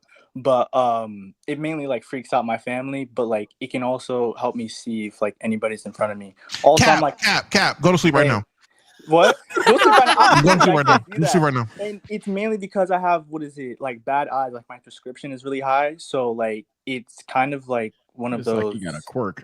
Yeah, I know it's bad, but especially since I can't see without my glasses, like the perception of like the light and shadow. That's basically what it is. Like dry eyes.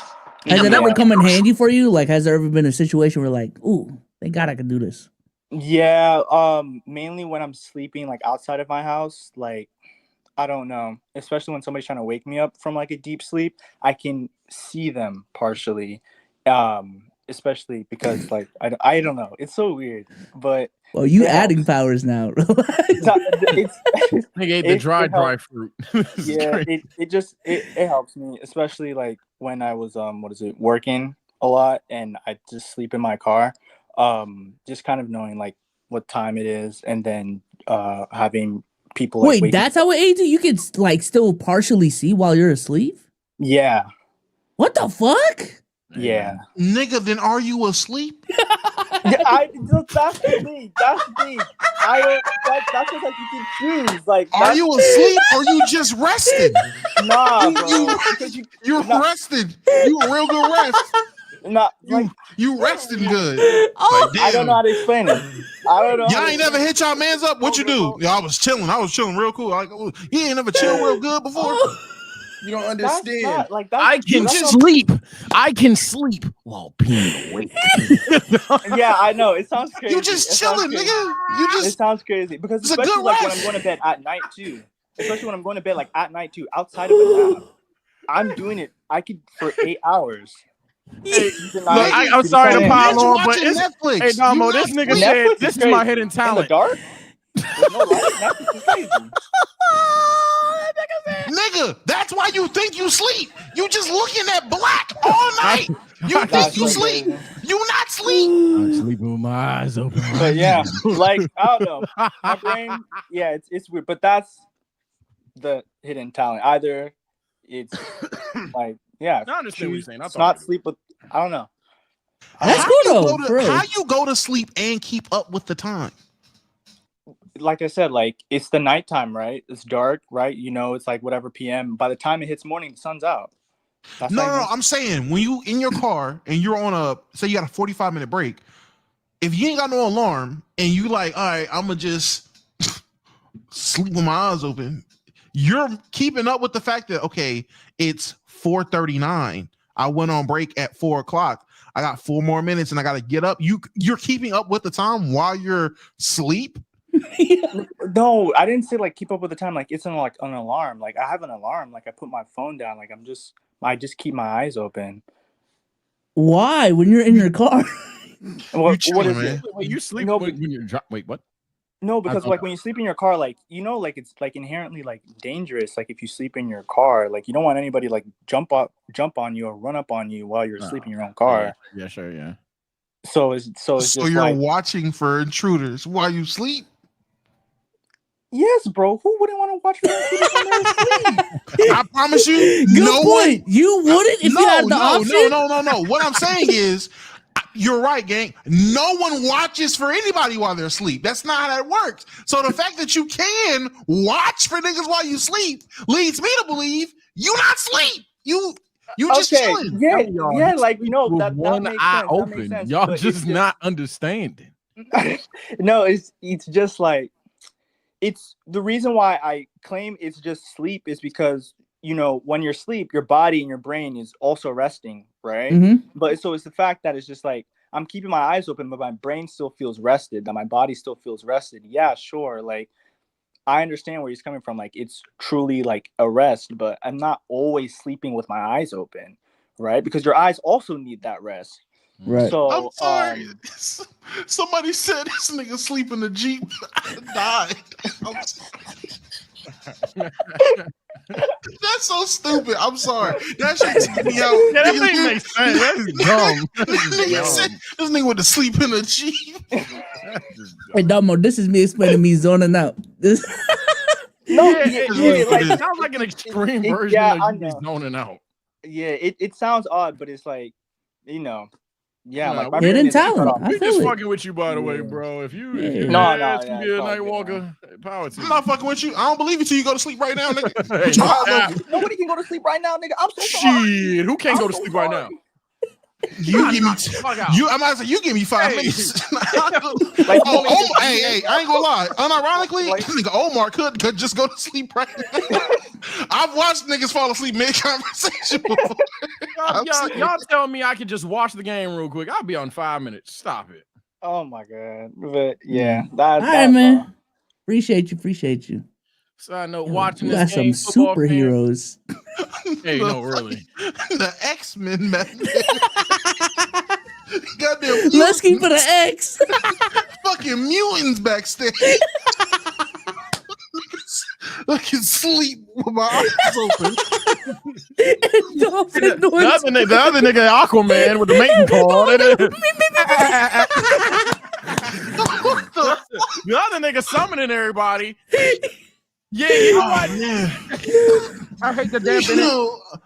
I hate to ruin it. Hey, nah, y'all got it. Get the Bengals the fuck out of here. These niggas, nah, I'm not dealing with Jamar, bro. This nigga done scored like 3 times in 5 minutes. Bro, I can just imagine like AMP or like some other huge conglomerate telling their fans to do a talent, like display of talent, and niggas pop up playing guitars or doing nut shit. We doing the dolphin guy and I can sleep and Give it a second. I'm watching you. Hey, you don't even know I'm asleep right now. All right, bro. Like, I don't know. It's like a bad episode of My Hero right now. It's like a bad episode. Oh man, like, the worst superpowers are here. The Revengers, if you will. It's like a Tuesday at a strip club, man. Yes.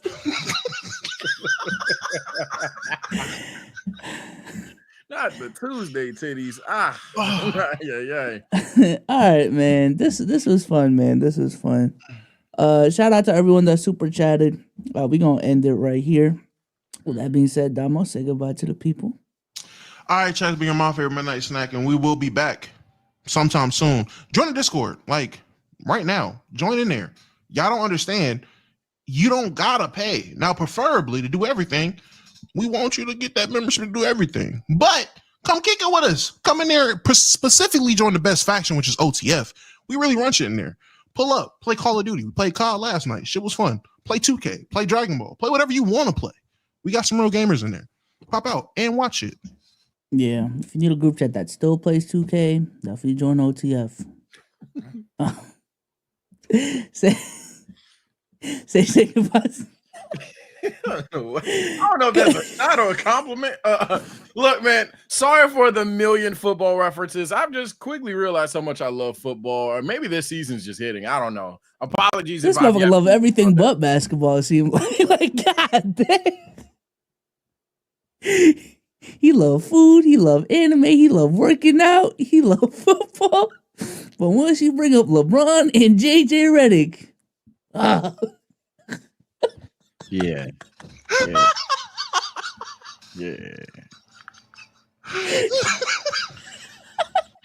He hates y'all, bro.